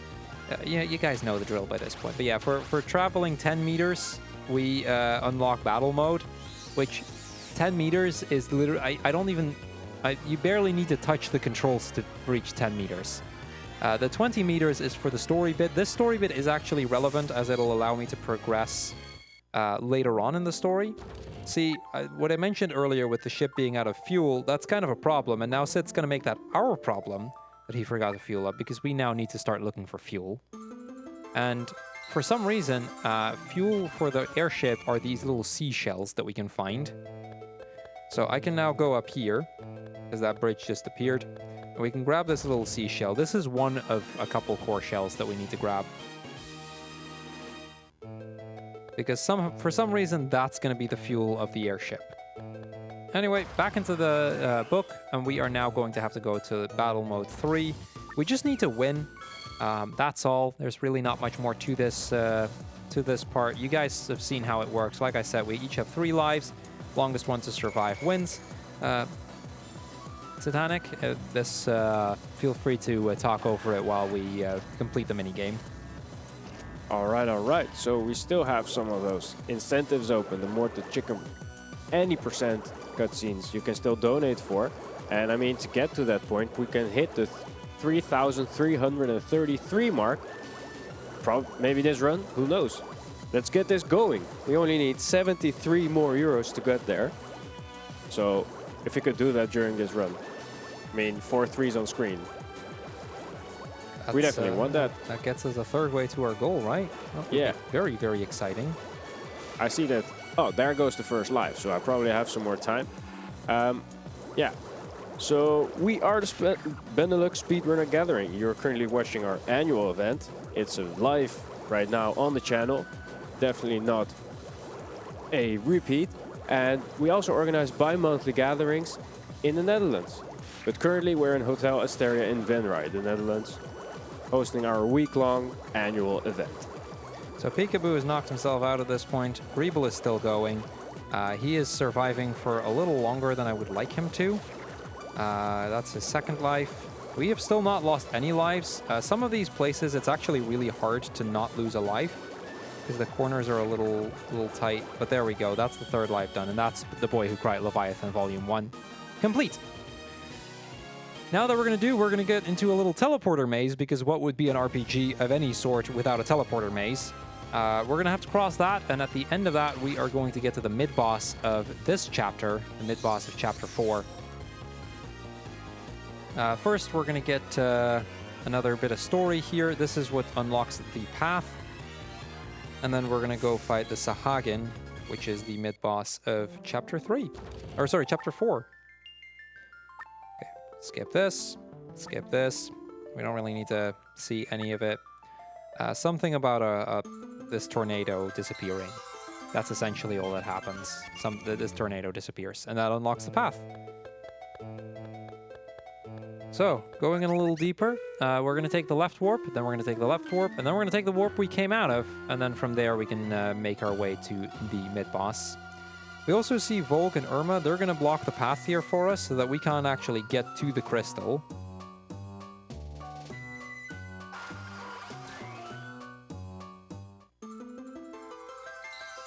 Yeah, there you go. You see they Volk placing a little wall there. I don't know how they can breathe underwater, by the way. They haven't been blessed by the Earth Crystal, so that's a little questionable, but we're just gonna not think about that.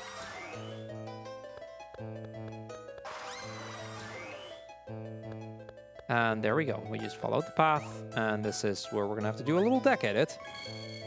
We're going to remove the goblins from our deck. They aren't really all that powerful cards, and we want to get as powerful cards as possible. So we are going to add Shiva. There we go, Chilling Whisper. We're going to add Carbuncle, Quick Stomp, and we are going to add the Iron Giant Tackle. Confirm, yes.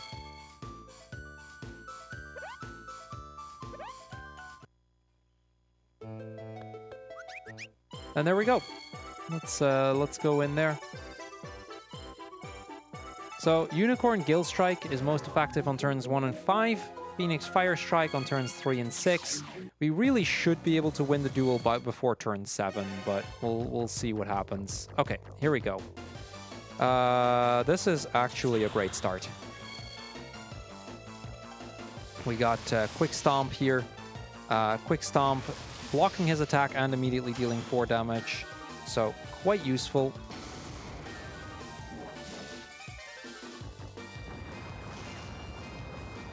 Quick Stomp also gives us haste, which means we are the ones to attack first on the next turn. But really, it's for the 4 damage. And it gets us the yellow crystal, so that now the Iron Giant moves are actually going to do something. This isn't as good, unfortunately. I think we're just going to do this. This way we deal 1 damage.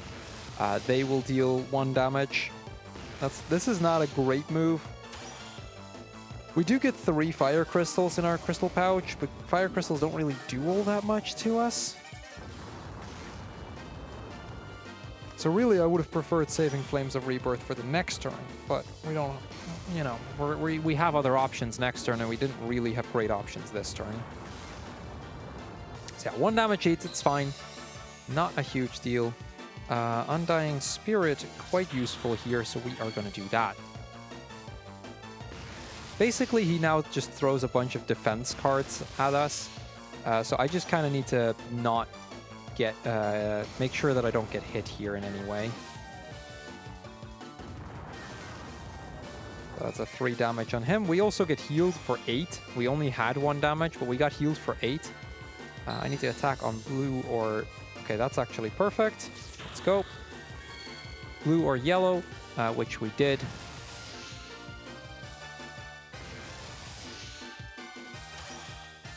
And then, you know, Chilling Whisper going off here. We're going to take double... he's going to now take double damage from blue next turn. Unfortunately, we don't really have that much blue. If we happen to have a blue next turn, that would be really useful, because it would actually go off.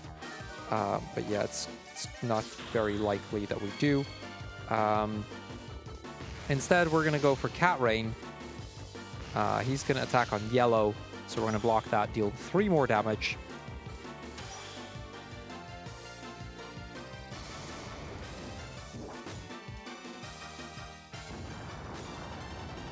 So he's going to throw another defense card at his next turn.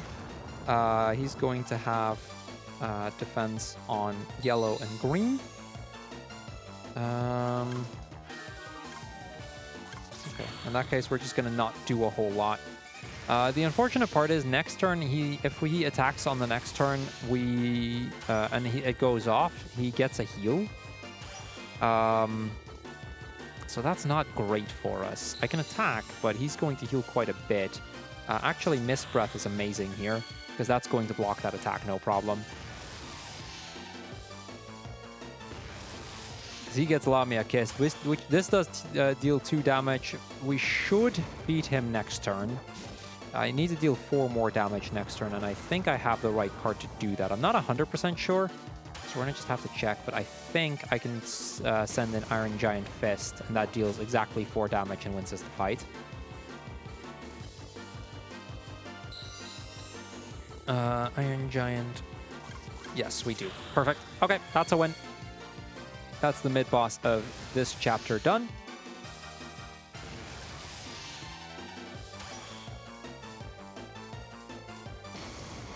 So this deals 4 damage, and that's an exact kill. All right, Sahagin done. That means we've now done the first half of this chapter, and we're going to move on to 3 Little Piggies of Volume 1. I think there's like 3 more picture books that we need to go through. Sahagin now comes to his senses, is like, wait, what are they doing? Kind of similar to what the other 3 mid-bosses were. He gives us a card, just like the other mid-bosses did. This time it is Iron Giant Beam. Not a card, I don't think we ever use that card, but, you know, we have it at least. And we're going to go into this picture book, the 3 Little Piggies of Volume 1. This one actually has the most weighting in any... in really any of the books. So get ready, Satanic. You're going to have a lot of time during this one. This is the one mini game that I often try and use to just take a bathroom break or something, because the game happens to have that. This one, I need to get 49 points. Or, well, I need to get 40, really. Anywhere between 40 and 49 is fine. There is a technical way to complete it faster, which is by completing all of the houses, except realistically, you're never going to get that before your timer runs out. So we just kind of get to the 40 points. Additionally, if you complete it, you get a little extra reward because you completed the thing. So yeah, between 40 and 49, there we are. If we get more than 49, you get an extra card, which we don't need. So that doesn't really do anything. We are going to come back here in a moment after this thing is finished to do Battle Mode 3. Where really our goal is just to grab one of the big pieces, place that, hopefully faster than our opponents, and kind of win the game through that. But yeah, we need to just wait until the timer of this game runs out. So consider this your auto-scroller where you can put down the controller, you can kind of just sit back, and you can wait for the game to finish. Satanic, I think you have like a minute and a half or something, so go ahead. I was gonna say that this is even worse than an auto-scroller because nothing's moving. Wow. Anyway, I was talking about those plushies before. They are amazing, and I would like to thank Renabo. They're the one who made those plushies, and Renabo has also been working on a 2D gravity game. You might have seen it in the intermissions. Floating Wonderland. You can follow that the progress on the game on @FloatingWonder, or look at the link in chat, which I'll be doing in a second. I also want to talk about some incentives we have going on. Incentives, we have Bid War going on for Cyber Shadow any %, which still has €0. So if you choose to decide on that, you'll already be the leading choice. So for Color Clash, there's the choice between blue, cyan, default, don't know which color that is, green, orange, pink, or red. So if you think, I really want that color, that's my favorite one, feel free to donate. And of course, the first upcoming incentive, which I've already talked about enough, but there's a reason for that. I've seen those cutscenes and they are of very high quality for Mort the Chicken. So we are still 82 euros away from that. We have 3 more runs. I think we can even pull it off now, but we'll see how we get there. I want to see that. I've already donated to that. If you want to see that too, let's get this party started. I hear a timer beeping. Yeah, wow. We're actually getting to the end of this mini. Something like I is said, happening. This is usually where you can take a bathroom break because you only need 40 points. We're not done with this mini game, by the way. We still have a second round, but that one's a little bit more interesting because we actually have opponents we need to fight. And we need to get more points. Yeah, for 40 points, we get this part of the story, which I believe is going to unlock another one of those core shells. How long is that timer? I think it's like 2.5 minutes that you have. So it takes a while. I don't know exactly how long it is, because it only starts showing up at the last minute. Is there even a benefit to getting more points than 49? Yeah, if you get, I think between 50 and 60, you get a card, and then like between 60 and 70 or something, you get a card, but I don't know the exact numbers. That doesn't sound like 2.5 minutes still. No, you really have way too much time for this one. If you start quick enough, because the blocks become smaller as the game progresses. So you kind of just start with really big blocks, and then they get smaller and smaller and smaller and smaller.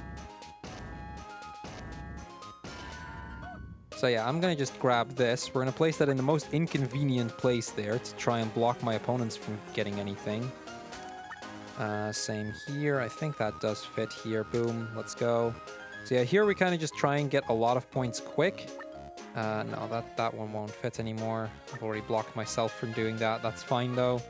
I can put that there. So now we just have more points than the opponents, and I kind of just need to not have them win at this point, which really isn't that hard. So yeah, you have more time if you want it. If not, I can talk about my strategy for the rest of this, but there really isn't a whole lot going on. All right, well, I do have something important to talk about, because I talked about mine and that we will have a chance to see what they do, but I can already tell you something.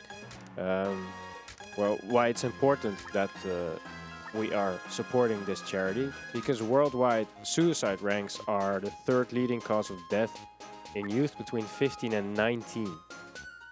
And the 2nd leading cause for girls. Early recognition of mental health disorders are, I mean, to battle this statistic, it is essential to recognize this, increase treatability, and have places where people can discuss this and find better ways to deal with these mental health issues. This is what Mind tries to do in the Netherlands. They visit schools, high schools, and they have open discussions. They make a safe space in there to make sure that these topics are discussed and that people know that there is help for them. All right, so at this point, we have such a big point lead that really there is not much of a chance that they are going to get anything. It is worth pointing out that although we have enough points, we are going to just sit here and wait for a bit. If they get very close to finishing a building, I am going to try to snipe that, because finishing a building gets you bonus points. And that can actually be quite a lot of bonus points for some of these buildings. Granted, with our lead being like 30 plus points, there is not really much of a chance. I think for the smallest building, it's an 11-point bonus. For the largest, it's quite a big one, though. But yeah, there's only 30 seconds left. I don't think we have anything to worry about here, do we? The strategy of this really does come down to get some really big blocks in annoying places quick, so they can't place any of the big ones, and are just going to have to kind of scrape for small pointers. Okay, here I may actually try to get the bonus on that building if they don't. Oh, they're already moving somewhere else, so... yeah, there's no chance. All right, that's it. Like I said, 3 little piggies, not a difficult one to do. There is one more storybook that we need to do, which is also not a very difficult one. That one we do have to do a few times as well. But really, the storybooks in this part, after you get through Shiva and Ifrit Volume 2, which is really only hard because of the controls, you know, after that, it becomes quite an easy chapter. So we get Seismic Sway. Gonna go through all of that story and a little more. And there we go.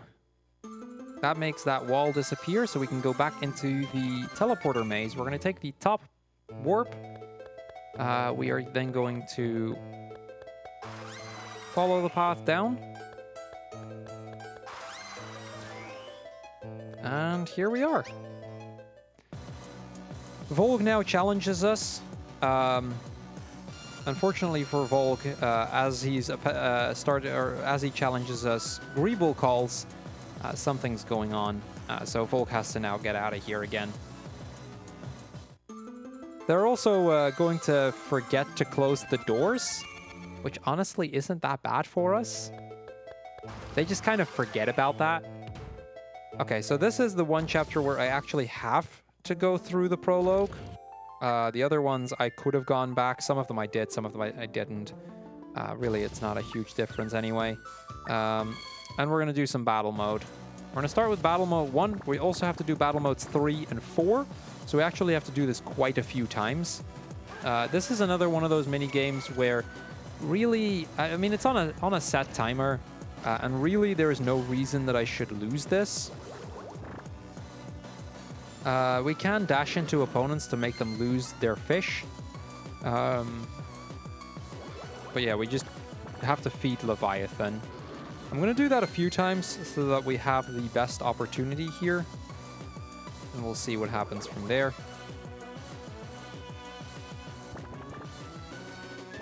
At some point, I'm going to just stop the black one from getting any points. Because honestly, as soon as, or as they're feeding, like if the black one starts to, oh no, every time like we feed Leviathan, he stops for a moment, but also the timer stops for a moment. So we actually don't want to feed him too often. We want to get enough points that we can win. And we kind of just want to block our opponent from getting points. That's not great because that's going to get me a full set of fish. So I want to try to now not feed him. Because 10 points is more than enough. I don't need more.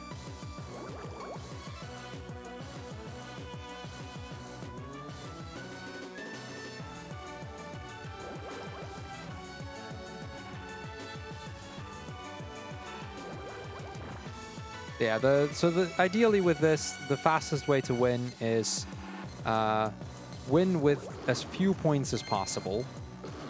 Okay, he gets a few off. It's fine. There's only 3 seconds left. So yeah, you could see the timer there just kind of paused for a moment as we were both feeding him. It's a little annoying, but we're just going to go back in. We're going to do level 3. We're then going to have to enter the book again, get level 4. With level 4, ideally, we want to finish with under 10 points. Realistically, that's not going to happen. It can if you're really, really good, but it's really hard to do that. And we really just want to prioritize winning. Getting a score higher than 10 loses about, I think, 7 seconds. So it's really not a huge time loss if that does happen. That's only for level 4, though.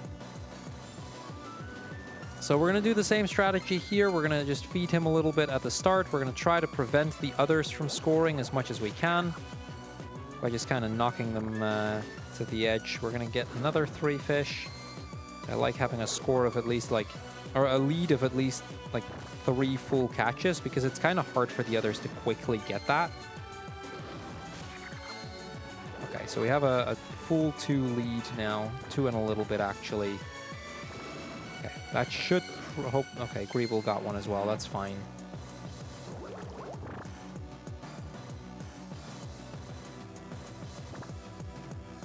Peekaboo, you have one. So I can knock into Peekaboo to make him lose the fish like that. He did get it back this time. Crrool also has 3 fish, which I'm not a fan of. And now he's fed him. That's annoying. So I can just do that, and that's fine. Like I said, it's really not a huge deal if they get some points. I just need to have more points.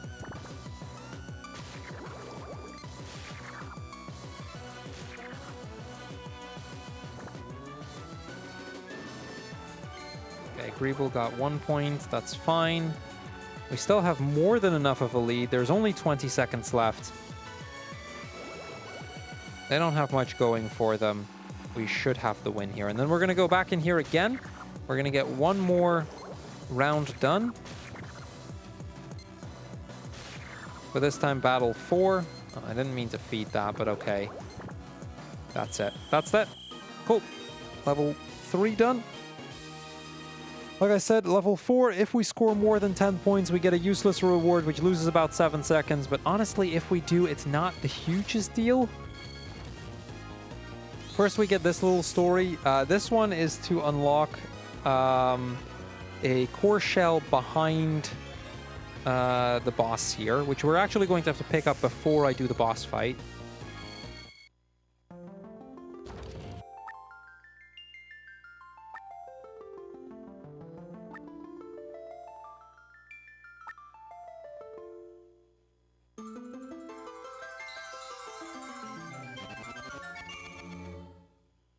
Or was it that one? Whatever.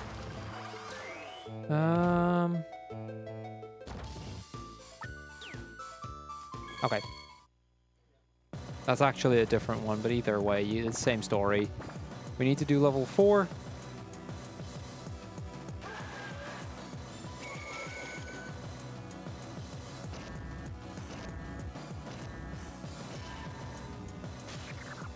So, we do want some points. Okay, yeah, this is not off to a great start. Volk immediately got 3 points. I think we're going to just have to play this on points then. That's all right. Yeah, he's getting too many points here. I don't like that at all.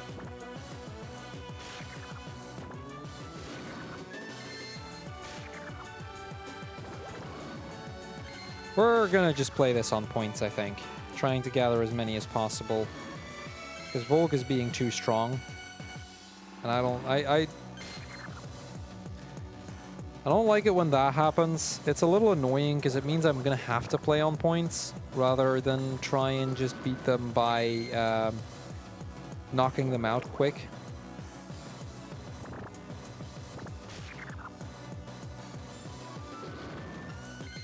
So we get our 10 points, so we will get our useless reward. Like I said, that's a 7-second time loss. It's not a huge deal. Like I can take a 7-second time loss. And honestly, like it's a 7-second time loss you get quite often. Because you can see Volk already having nearly 10 points here. So him getting 10 points is quite common. Or even getting close to it. Yeah, he just got to 12.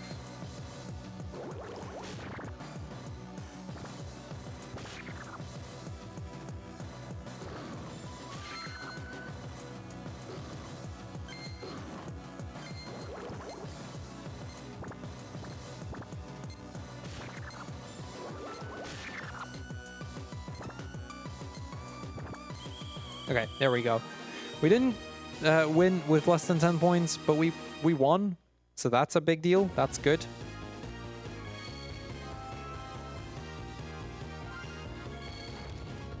So because we got 10 points, we get this card, which is Geyser. Geyser really isn't a very good card at all because it doesn't deal any damage, and that's kind of the main thing. But because we beat level 4, we do get this piece of the story, which is going to unlock the crystal and is going to allow us to fight Babuzu in a moment and get to the level 4 boss. In the meantime, go do some donations. Alright, I have some ready. Pyrogrunt donated €8 saying, let's see those glorious cutscenes, and he did quite a big brain because he put €1 to Cyber Shadow and he percent the color clash red, so that's immediately in the lead with €1. And he also put €1 to Resident Evil 5 for the Chris skin Safari, and the rest went to, of course, Morta Chicken, all those cutscenes. Then we have Paulister, our great friend, with €10 saying, hey all, your friendly neighborhood Paulister here. Hope you're all enjoying BSG Annual. It sucks that I can't be there with you all. Hopefully next year I can join in on the action. Greetings from Greece. That's our good friend I know from UKSG. He did the pub quiz. He was a great host. And we have one more donation, €5 from Timo. I think you'll know that one. Good luck, Crrool. Timo. 4 exclamation marks, less than 3. All right, so before we move on, we are gonna have to go behind here. I believe it's up here somewhere. Should now be able to reach this core shell. This is one that's quite easy to forget because you can't access it until this point. Forgetting that is kind of a problem because you're gonna then have to go all the way back here and then walk all the way back. And yeah, that loses quite a lot of time. That totally hasn't happened to me a few times already. Anyway, here we go. Unicorn Gale Strike here is really powerful on turn 1, Fire Strike on turn 5, and we're just going to kind of play it by ear from there. This is actually a really good card to start with. So, Kate said, Cat Rain. We're not going to be able to destroy any of his crystals. That's a little unfortunate, but we do actually get to immediately deal 3 damage. Mist Breath is the second turn. I could have also used it there, but I needed to get a quick attack in. There we go.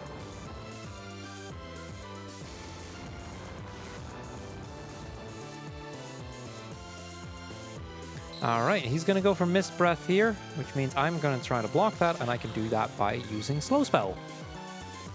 Very useful move here. We're going to do 3 damage again. He's not going to do anything, which also means he's not going to be able to silence us now.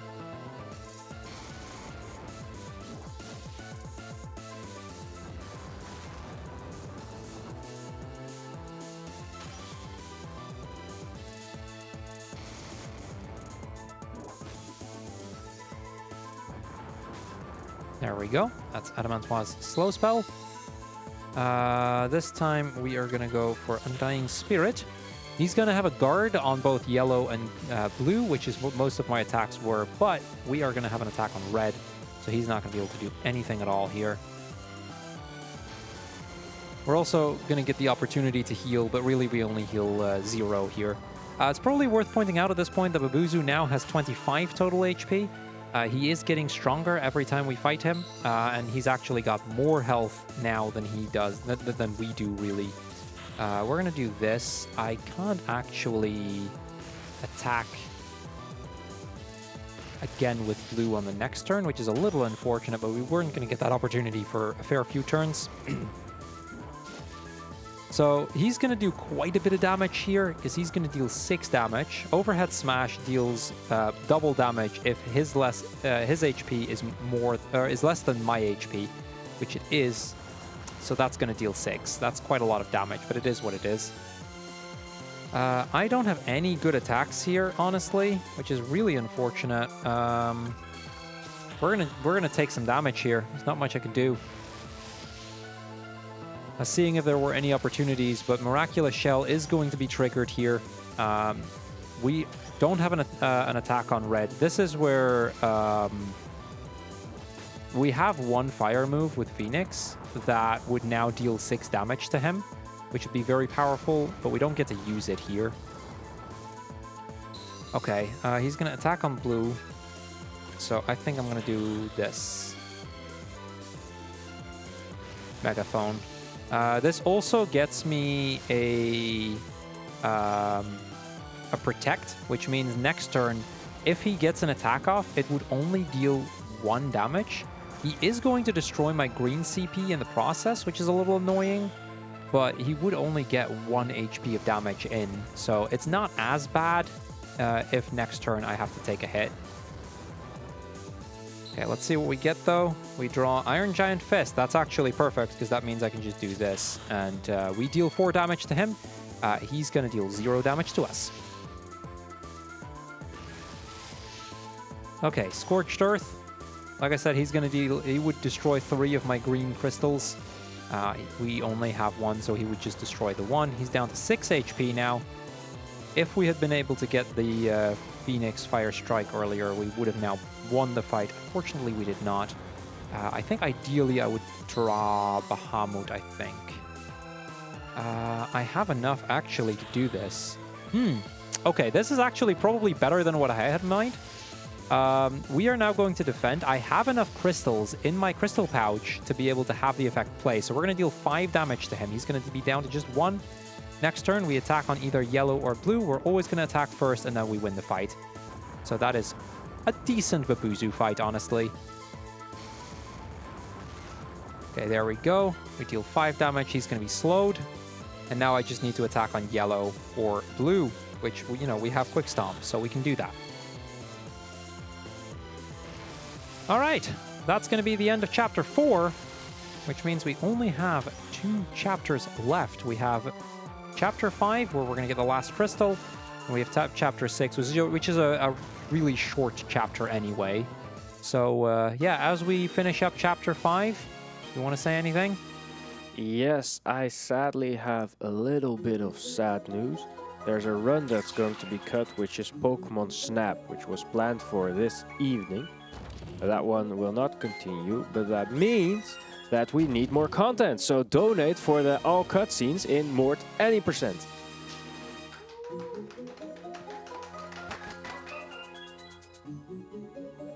How close are we?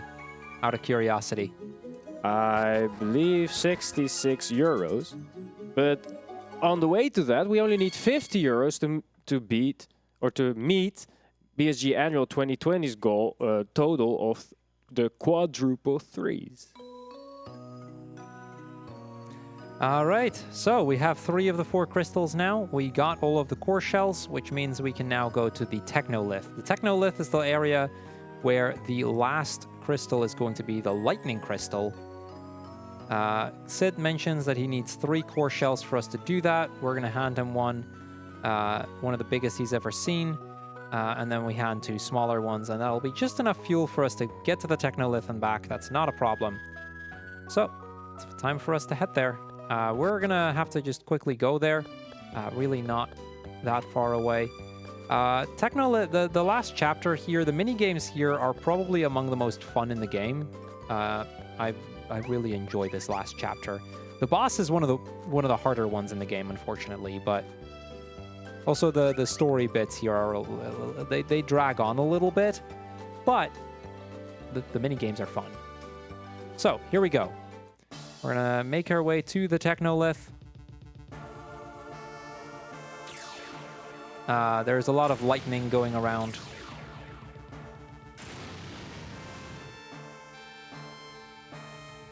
So, at the top here is where the lightning crystal is going to be. We're gonna have to go to this tower, and we're gonna have to climb it all the way.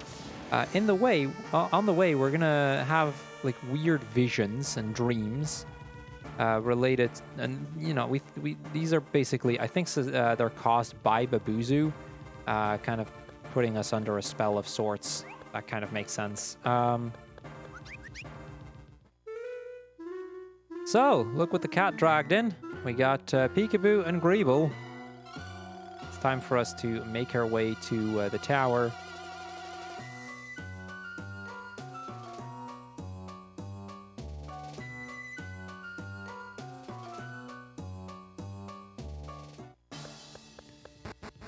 All right, the Technolith. So we can't go up the stairs on the right here because that staircase is going way too fast. You can't run up that, right? It's not going to be a thing. And even if you could, that'd be dangerous, if nothing else. So we're going to go into the picture book. This is the first of those visions that I was talking about. Sherma being called out. Told to leave the Chocobo farm by her father's voice. And then the Dark Master Babuzu dropping in. Like I said, Babuzu kind of... it's either the tower, something with a tower, or Babuzu itself who causes these visions. I don't remember the exact details. It doesn't really matter. We're going to go into Adamantoise and the Cactuar, Volume 2. This one's very similar to Chapter 1, except now it's a bit of a longer ride. We just need to complete this thing in under 3 minutes. We want to hit a wall at some point, because I actually don't want the bonus this time. So here we go. We are going to try to just still do it as fast as possible. I may intentionally lose a little bit of time at some point. Yeah, this time, instead of actively... Okay, we hit a wall. That's good. We needed to. If I do this without hitting any of the walls, we get a card, and that card is not used at all. So we don't want that. This time, we actually don't want to be controlling it as much as possible, because when we control it, that causes some slowdown, or that causes us to slow down. We can very easily, very consistently get this damage, you know, bonkless if necessary, just by keeping the controls on. Okay, this is actually a pretty decent time at 43, but under 50. So this is about the edge where it's worth it to wait to go over 50. So like ideally you want to be between 40 and 43, between 50 and 53, or like above a minute, basically. I mean, either way, it doesn't really matter. At 43.75, it's about even, because we get a card, and getting a card takes about 7 seconds. We're not going to use any of these cards. We really just needed to finish under 3 minutes to unlock battle mode. That was all.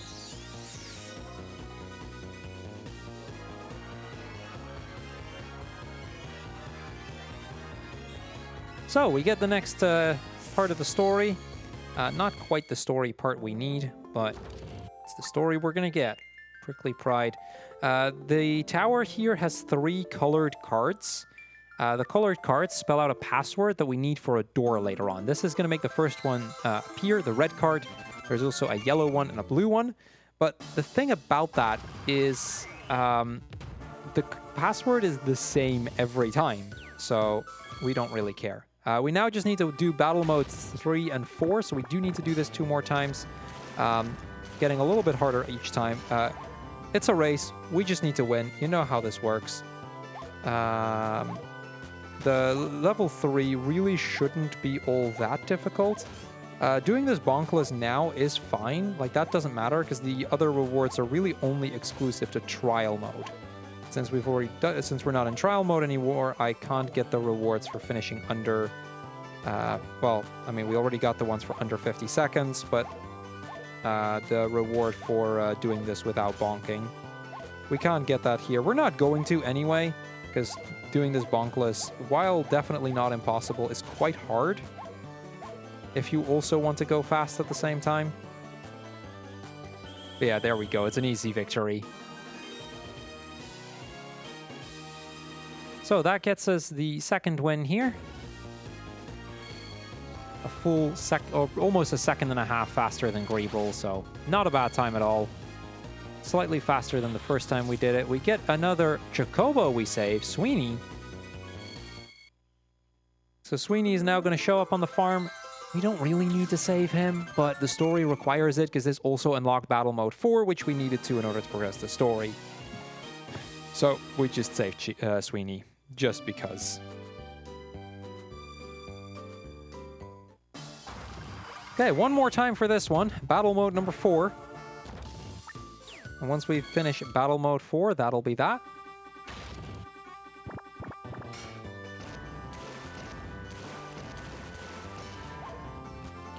So we've already seen this, right? Yes. What I would like to say is that we hit 3,333 euros. Let's go. By a singular 50 euro donation from Parkeerwacht. 3333. That's how many threes I just said. Anyway, for the win. Keep up the good work, and I'm looking forward for some cool runs.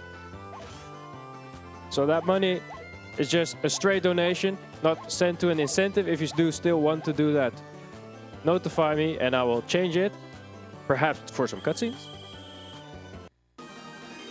Thank you very much. That gets us a third of the way. Let's go.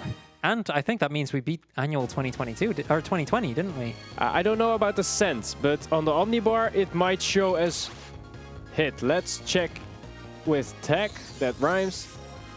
We beat Annual 2020. Let's go. All right, that's the end of difficulty 4. We now get the epilogue that actually lets us progress through the tower.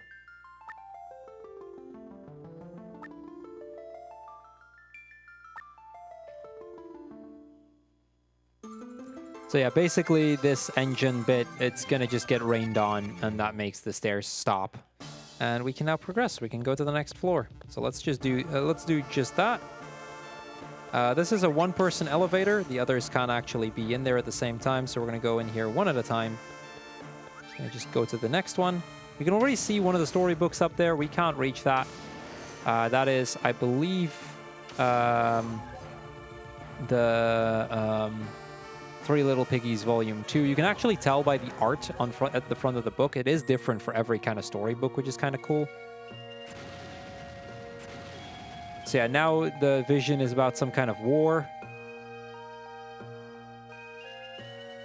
where her mom died. And, you know, it's very sad.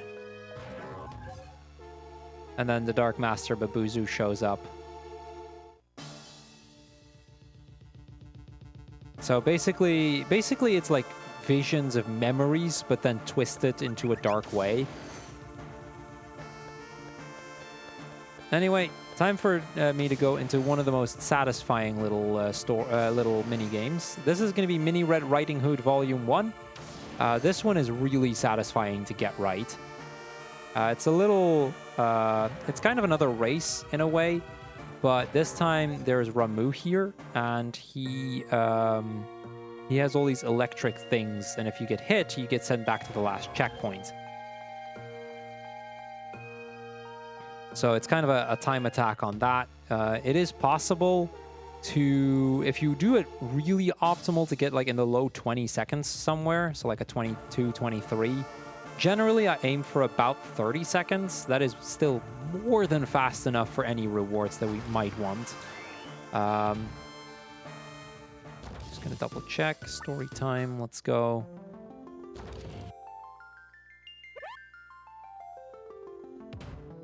So we're gonna clear trial mode. We just need to clear it. We don't even need to have a specific time. We're gonna get a really good time most of the time, so we're gonna get some extra cards. I think the best time you need to get all of the rewards is like 45 seconds. We generally finish it significantly faster than that. We take this a little slow because I don't really need to go all that fast. Not getting hit is better. We made the cycle. That's really good. Gonna get the checkpoint here. This one, we kind of just squeeze in there. That worked out very good. Gonna go down here. Gonna have to wait on that one, but that's it. That's 25 seconds. That's really, really solid. That's a really good time. Now, we're not done. We are gonna have to do this in battle mode as well, as we're gonna do level 3 battle mode, where we just need to be faster than the opponents. The thing about us speedrunners, this time, we can't actually influence each other. And the thing with us speedrunners is we are significantly faster than anything they could possibly throw at us. So we're going to get all of the bonuses here. It just happens. This is the 45-second bonus. Like I said, these cards we're not going to use, but, you know, they want us to complete this thing in like a minute. Or I think you have like 3 minutes to complete it or something to actually progress the story. So you have plenty of time. So, new part of the story, Chapter 3, The Slip Up. Progress that. Quickly click through that. And there we go. This makes a door open up. That door is not going to do anything for us at all. We are going to just ignore that. Back in here, we're going to do Battle Mode 3. Again, this really isn't very difficult at all. Battle Mode 3 just requires us to be faster at this than the two opponents. As you saw just now, I think they take like almost a minute to complete this. We just did it in less than 30 seconds. Okay, we're gonna go down here again. Gonna cross in here. Gonna take this one a little slow. Get the checkpoint. See if we can squeeze our way. I hit the corner. That's unfortunate. That means we're not gonna make that. Okay, now I need to focus because now now my cycles are off. So I'm going to just take it a little slower. We're going to take a few extra cycles.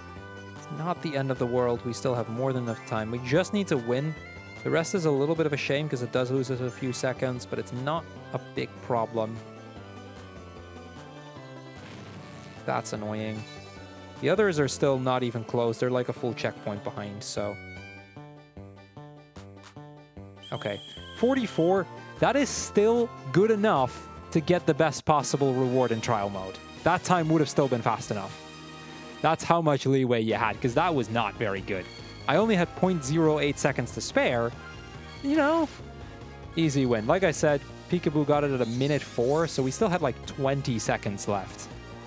And that is without getting hit multiple times and missing several cycles. It's just a good showcase of how, you know, if you miss a cycle, it can go a little wrong, but you have so much time that it doesn't really matter. It just lost me the 20 seconds of being a little slower to finish it, which honestly, I mean, it's 20 seconds. Sure, that's a bit, but it's not the end of the world. So now this thing gets shocked. That also means that this book is now going to drop and we get access to the next picture book. But not before we do the next mid-boss, the final mid-boss for that matter, because this is going to be the Iron Giant.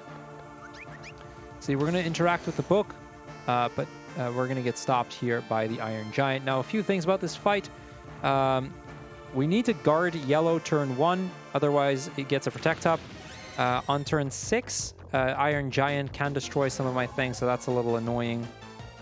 My Kate set Rain will only deal damage on turns 1 and 5, otherwise we gotta wait until all the way before after turn 10. Gale Strike is best on 4 and 5, Phoenix Fire Strike just isn't great this duel, but that's okay. Turn 7 and 9 we might get some use out of that, but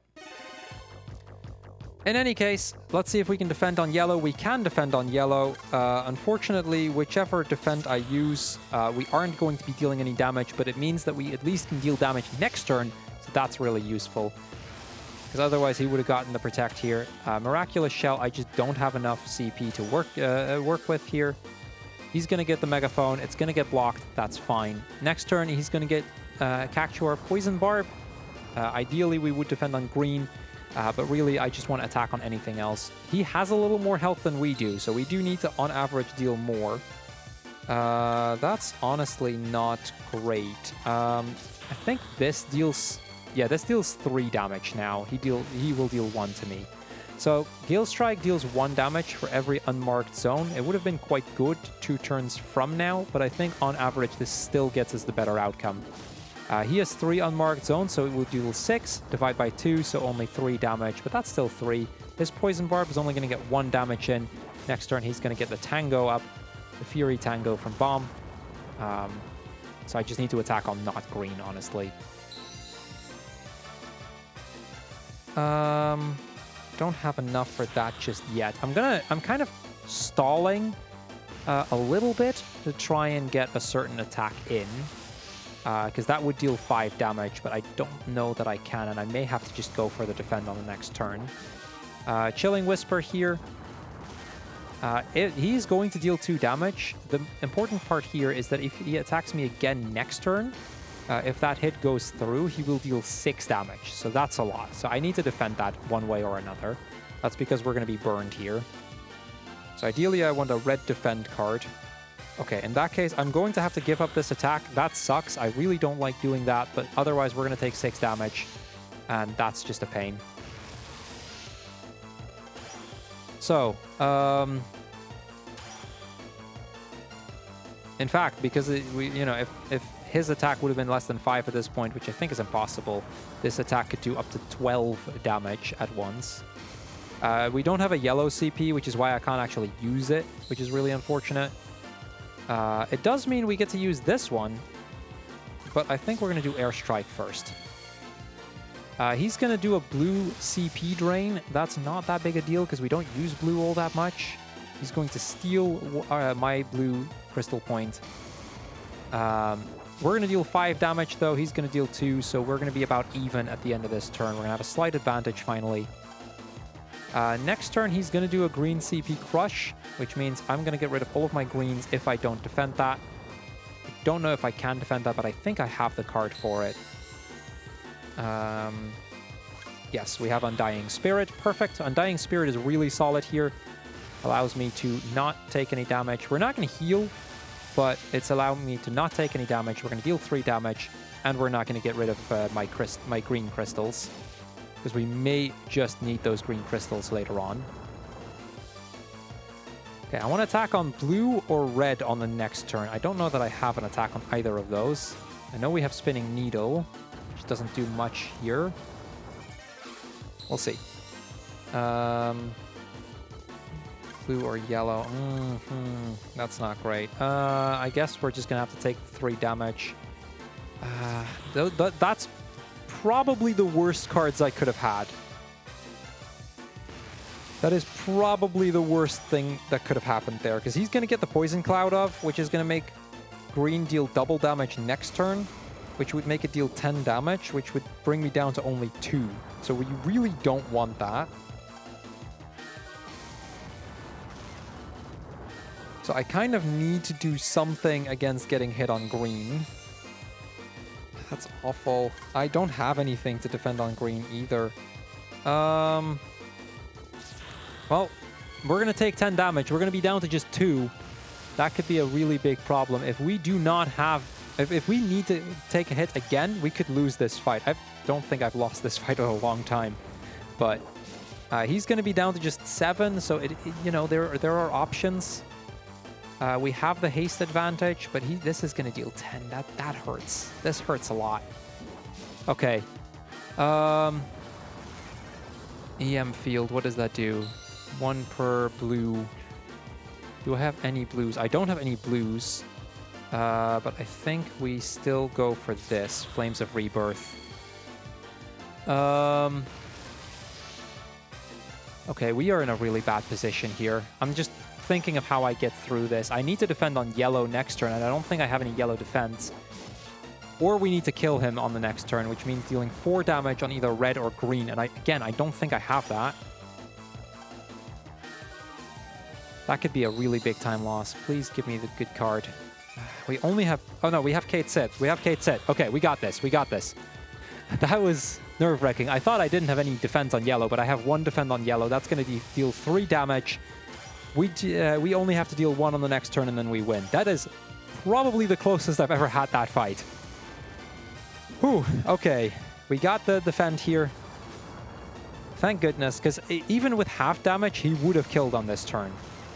And he would have had the speed advantage on the next turn as well. So that would have been really, really bad. Okay, I just need to attack on... Okay, this'll do. We win. We got it. Whew. Scary fight. My god, that was a scary fight. But yeah, we get the slow spell in here. That's the last bit of damage we need. We would have been able to also defend on yellow. We got it. That's a win. See, this is how a fight can be close, even if I know exactly what card he's going to play when. That was just too close for comfort. But yeah, Iron Giant now defeated.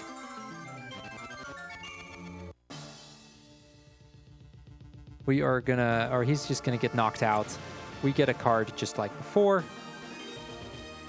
And we're gonna do the 3 Little Piggies of Volume 2.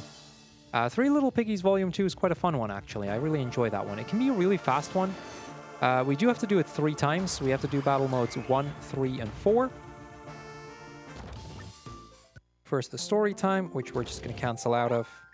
Let's go. Battle mode. Let's start battle mode 1. So the idea here is... this is basically... We're playing against our opponent. There's only battle mode. There is no trial mode in this one. We kind of just need our opponents to be hit more than we get hit. Now, on level 1, they tend to get hit quite often.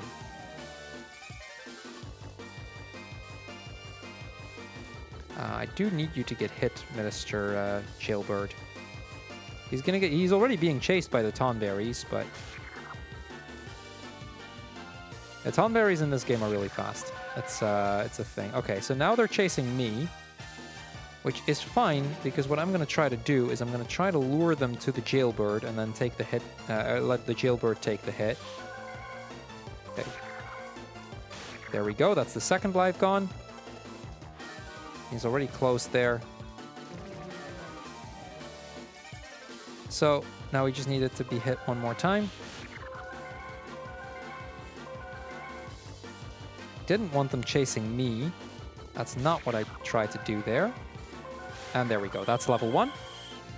Levels 3 and 4 are actually, in a sense, easier because the opponents start to knock each other out as well, so they can go quite quickly.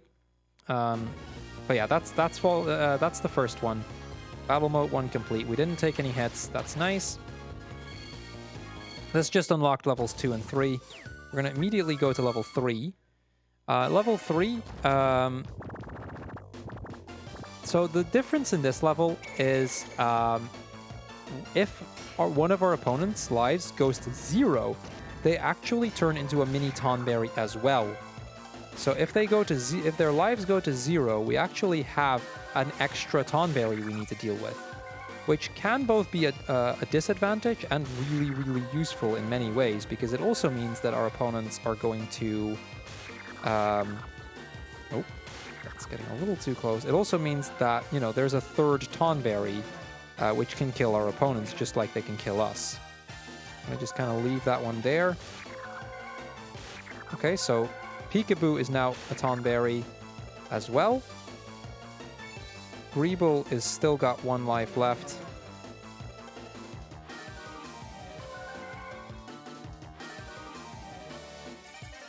And that's Crrool gone. There we go. That's level 3.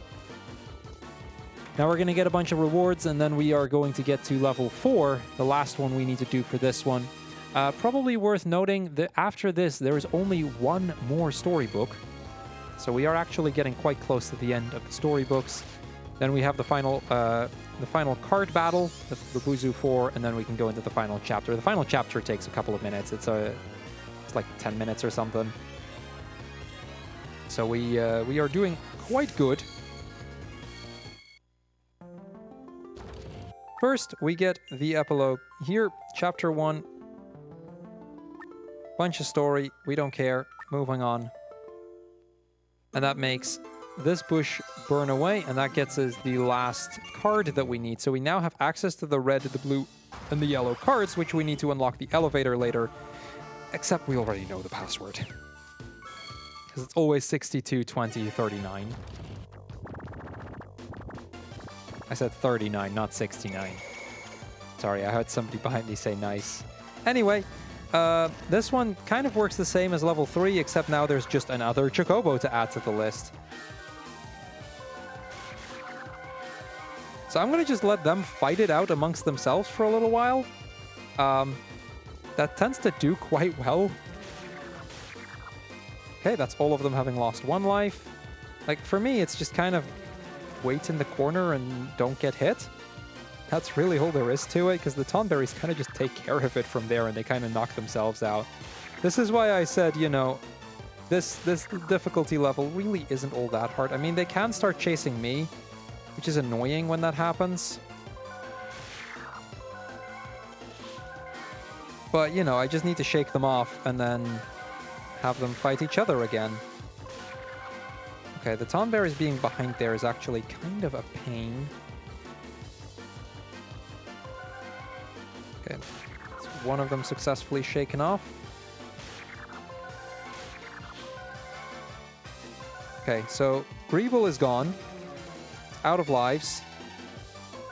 Which means Crrool is now a mini Tonberry as well. Okay, I take a life here. That's honestly fine. Okay, it's just down to Volk having 1 more life and me having 2. So like I said, they've all turned into little Tonberries now. I just need Volk to...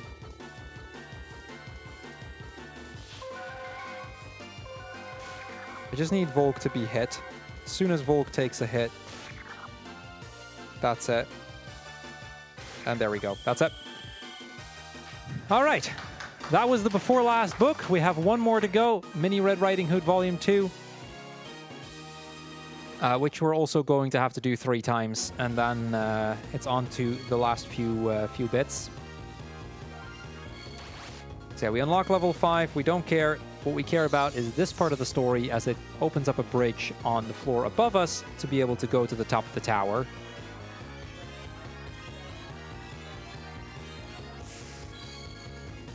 So, new piece of story. This time it's chapter 2. We're going to skip that, just like before. Don't really care. So yeah, it's going to break this little clock, and that's going to make the time pointers, whatever they're called on the next floor, not spin anymore. So we can just cross across them like this. There we go. Okay, we're not quite at the top floor yet. This is where we find the door that I was talking about, where we need to, you know, hunt for the different numbers that are going around. Honestly, we don't really have to worry about that at all. They're all the same anyway. So we get another vision. This time it's us who gets one of the visions, along with some of the other chocobos. Sherma tells us, you know, it's all good. We can get a rest, get some rest, get some sleep. And then she's like, I'll make sure you never wake up. In reality, we're actually just deciding to nap in the middle of the tower, and the others are like, what the heck are you doing? All right, let's go. That was the vision we needed to deal with. We can go down the stairs here, and then we get to this door. Like I said, we have 62, we have 20, and we have 39. That's the password. That's always the password. Okay, time to go to the top floor. This is where the final bit of the game is going to be, well, not quite the final bit is going to play out, but the final bit of this chapter is going to play out. And this is the before last chapter after all. So we're going to do battle mode 1. We're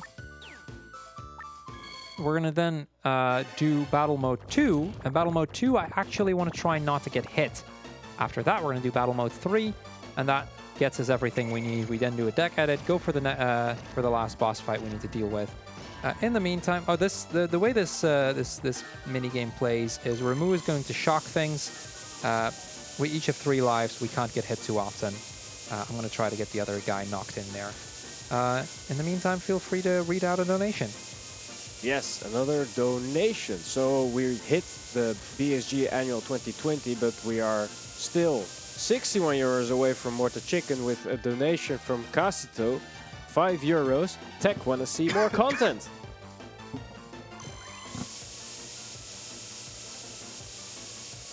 And I'd also like to mention that you can follow our events, this one and future one, on both Twitter and Instagram under the handle BSG Marathon.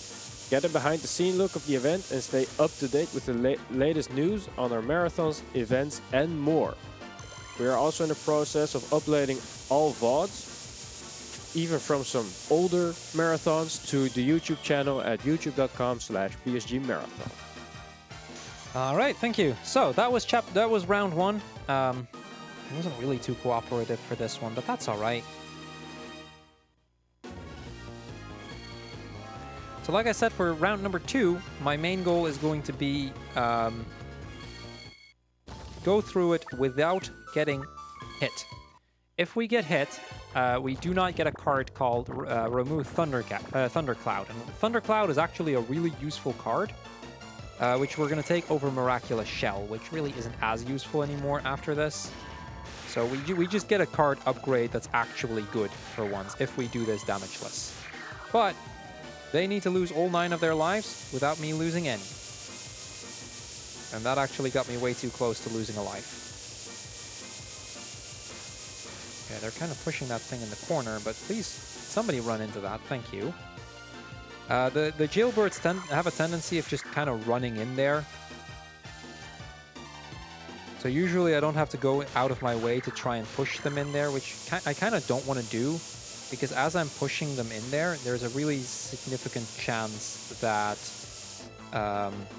I take damage. Because if I miss my roll against them, I can't then steer. Once you start a roll, you have to commit to it. Okay. Just early enough, it took out one of the other jailbirds rather than me. Otherwise, I would have lost a life there and we wouldn't have gotten Thundercloud. Okay. All of them only have 1 life. It's actually quite good that all 3 of them are still around. Okay, that's the first one down. Like, that's kind of the ideal outcome, that all of them lose a life, and then all of them lose their second life, and then by the end you have all 3 of them at 1 life left. because it gives it the biggest chance for them to kind of knock each other out.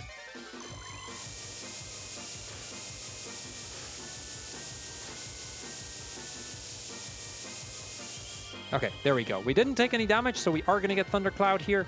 We now have to do this book one more time, and then we're going to go into the final card duel of the game, and we'll have finished up the last storybook.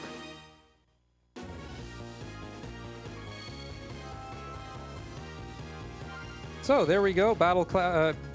Finish Battle Mode 2 without taking a hit. That gets us Thundercloud. Thundercloud deals 4 damage on Lightning and 8 damage on Water if it defends there, and the next boss will have a few cards like that, so quite useful.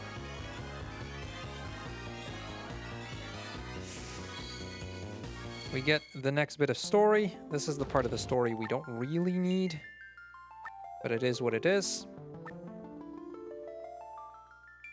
There we go. So yeah, this one kind of just unlocks a little story bit about Irma.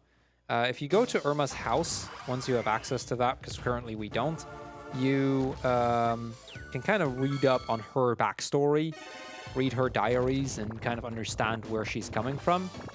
We are not going to do that because that would take way too much time to do, but one of those books just unlocked. So, this time around, there's only 2 opponents, so 6 lives that need to be removed. There's no other requirements, so we can take damage this time around. Ideally, we still don't want to, because that would be slow, but it would be okay if it happens. Okay, Crrool taking the first hit, that's very good. 5 lives to go. We're kind of circling around that, which is kind of nice. Crrool taking the second hit. I would have preferred Peekaboo taking a hit there, but I am okay with Crrool taking it.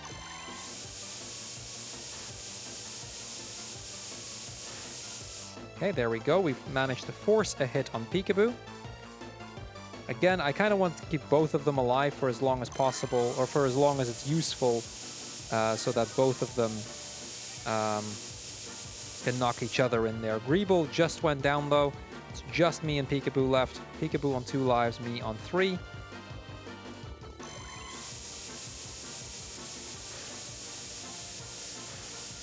Okay, that's me taking a hit. See, this is what I meant with, you know, once you do a roll, you commit. Okay, Peekaboo down to 1 life now.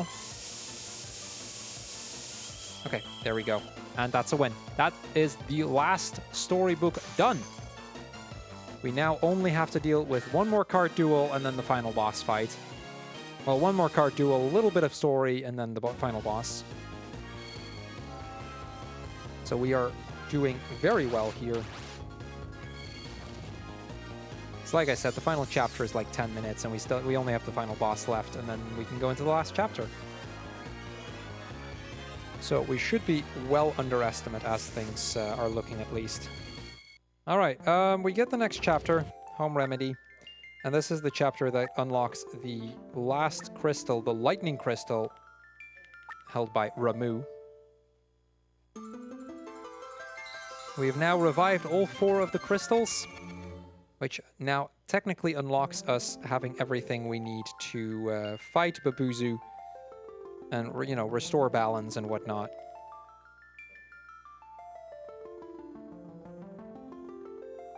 Yeah, bunch of story, then the Dark Crystal takes out the light again. It's going to feed that to Babuzu. We are going to have to do a little deck edit. We are going to get rid of Fire Strike, Miraculous Shell, Chilling Whisper, and Mist Breath, because really, blue attacks don't really do all that much in this. We're going to add some remove cards. We're going to add an Iron Giant. And then from there, we can...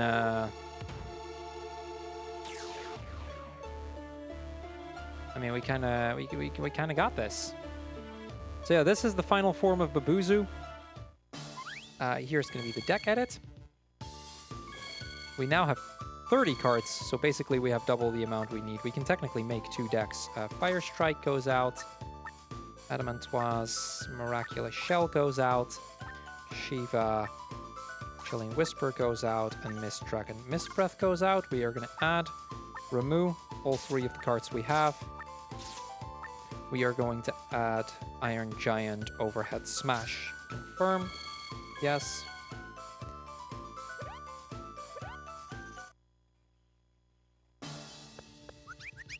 All right, time for Babuzu. So, EM field will be enabled. Will be let my double my some of my attacks do more. We're just gonna go for it, shall we? First turn. Actually, that's fine with me. This one probably would have been a little better on the next turn, but I'm quite okay with this on turn 1. We're going to deal 4 damage. Next turn, it would have done 8, come to think of it. So it would have been slightly better on turn 2, but honestly, it's fine.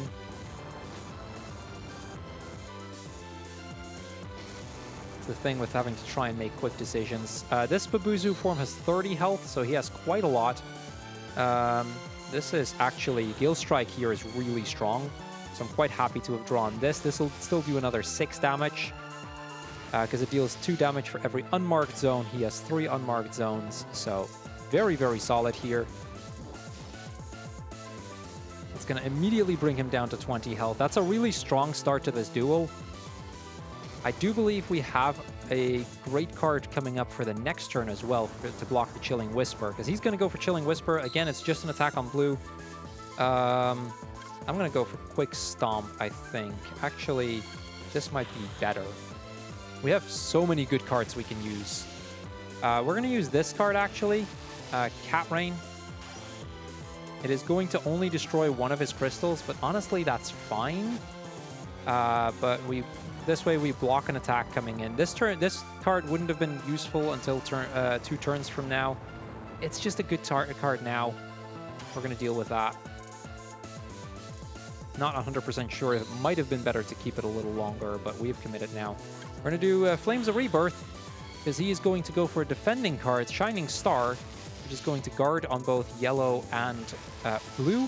So we're just going to attack on red. Then he can't really do anything. That's another 3 damage. We're going to get 3 yellow CP in our crystal pouch, so that is very useful.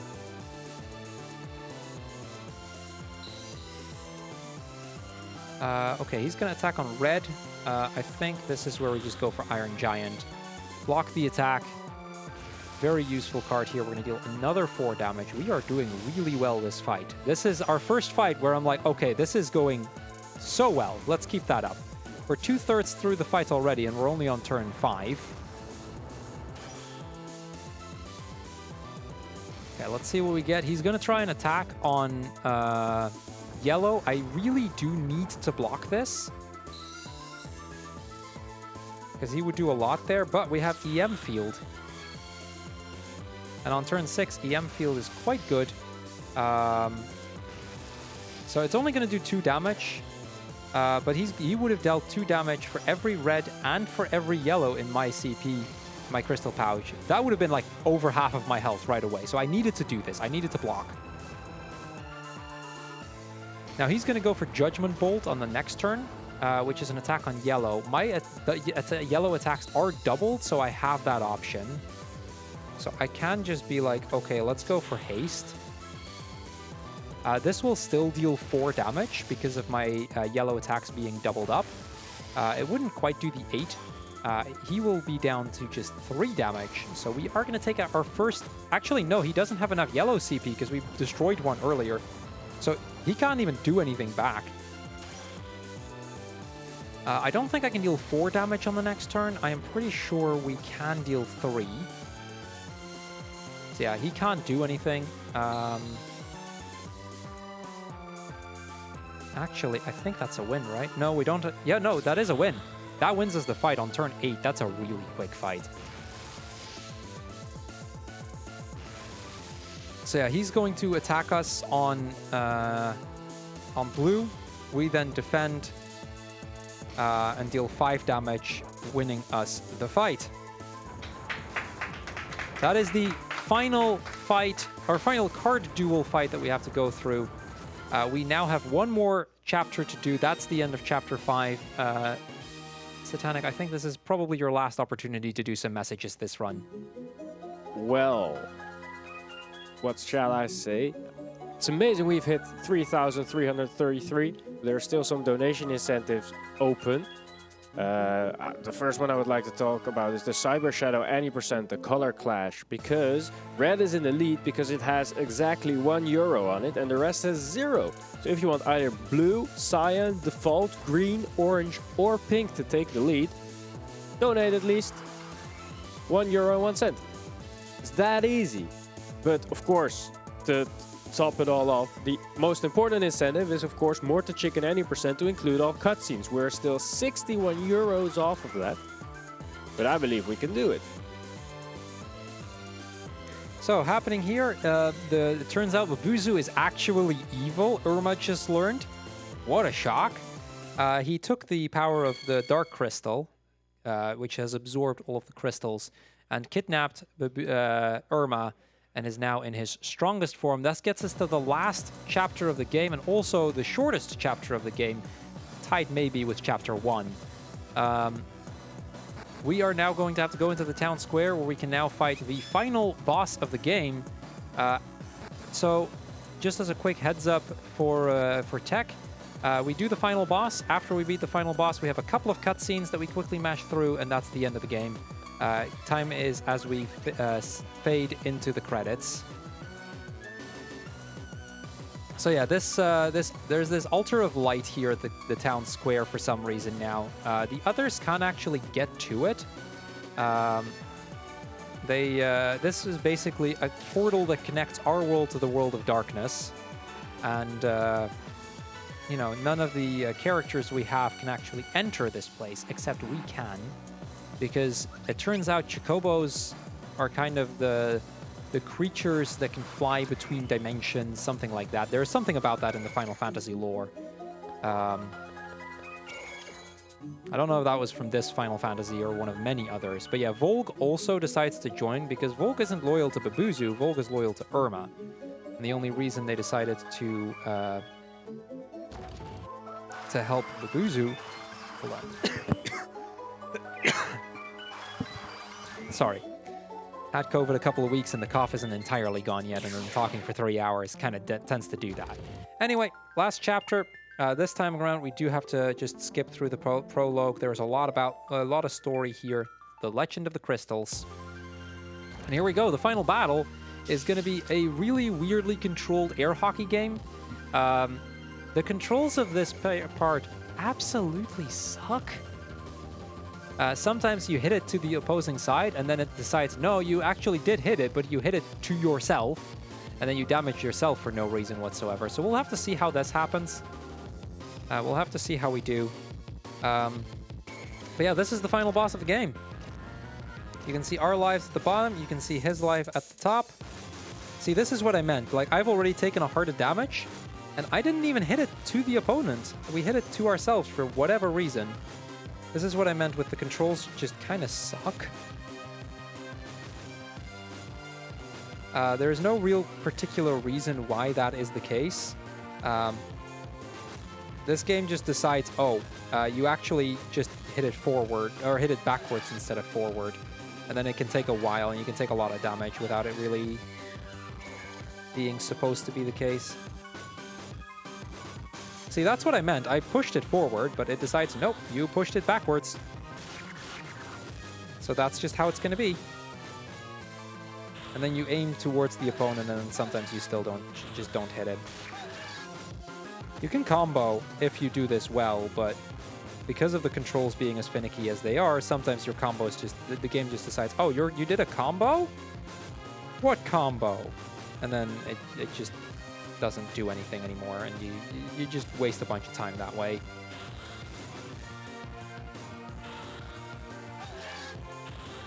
See, that's what I meant with, you know, it can just randomly decide, oh, you hit it to the front? No, you hit it to the back. And now you're going to get a more powerful attack on yourself, because that's how that works. So we're down to, we lost 3.5 heart. That's probably still fine.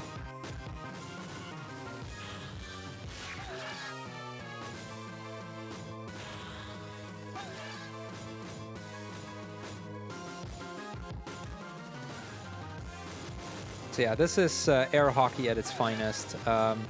As you may have noticed at this point, we fight using the crystals that we've collected. increasing in amount we need to use it. So the fire crystal, we just need to get a single hit off. The water crystal, by this point, you know, by the end of this, it should be at half health. And then we go into the last crystal, the lightning crystal. He is not... This fight is really not cooperating today. I'm down to almost half of my health now. Okay, there we go. So we're now going to go into the last crystal. Hopefully we can get some combos with this, because so far it's not been great. That's what I meant with, you know, it randomly just decides that, oh no, you hit yourself here. Granted, they sometimes do that to themselves as well. It just doesn't happen very often. And we hit ourselves for a bunch of damage. Great. Not what we wanted to see. Okay, we are down to 3 and a little bit heart. He's still on half.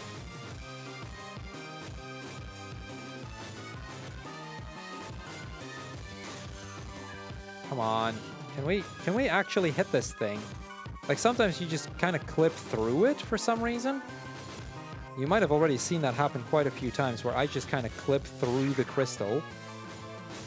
There, it happened again. Don't know why that is. That's...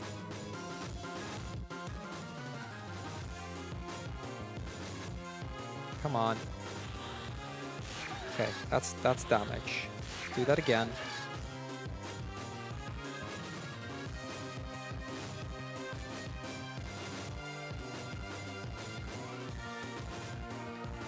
So basically, if me and Volg hit each other, as we hit the crystal, we can do a power attack. Those power attacks are really, really strong because they go through their defenses, essentially. We really need some of those to go off now in the correct way.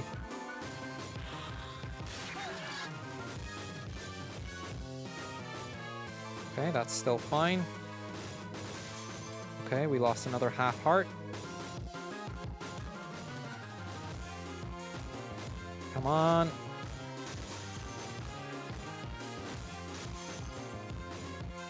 Okay, I can't afford another hit. Otherwise, we're going to have to do this fight again. That would be sad. Because he is also really low on health, so we can still do this.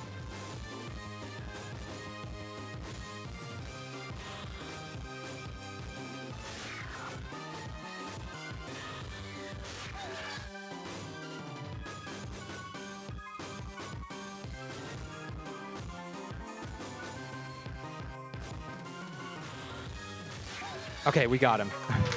That was way too close. Way, way, way too close. But yeah, that's Babuzu.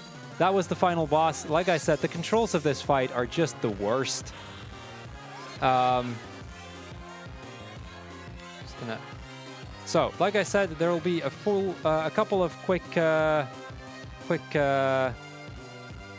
things we need to go through, couple quick cutscenes, and then by the end of the cutscenes, it will go into the once we fade into the credits, that'll be when time is. So that'll be coming up, I think, in about a minute or so.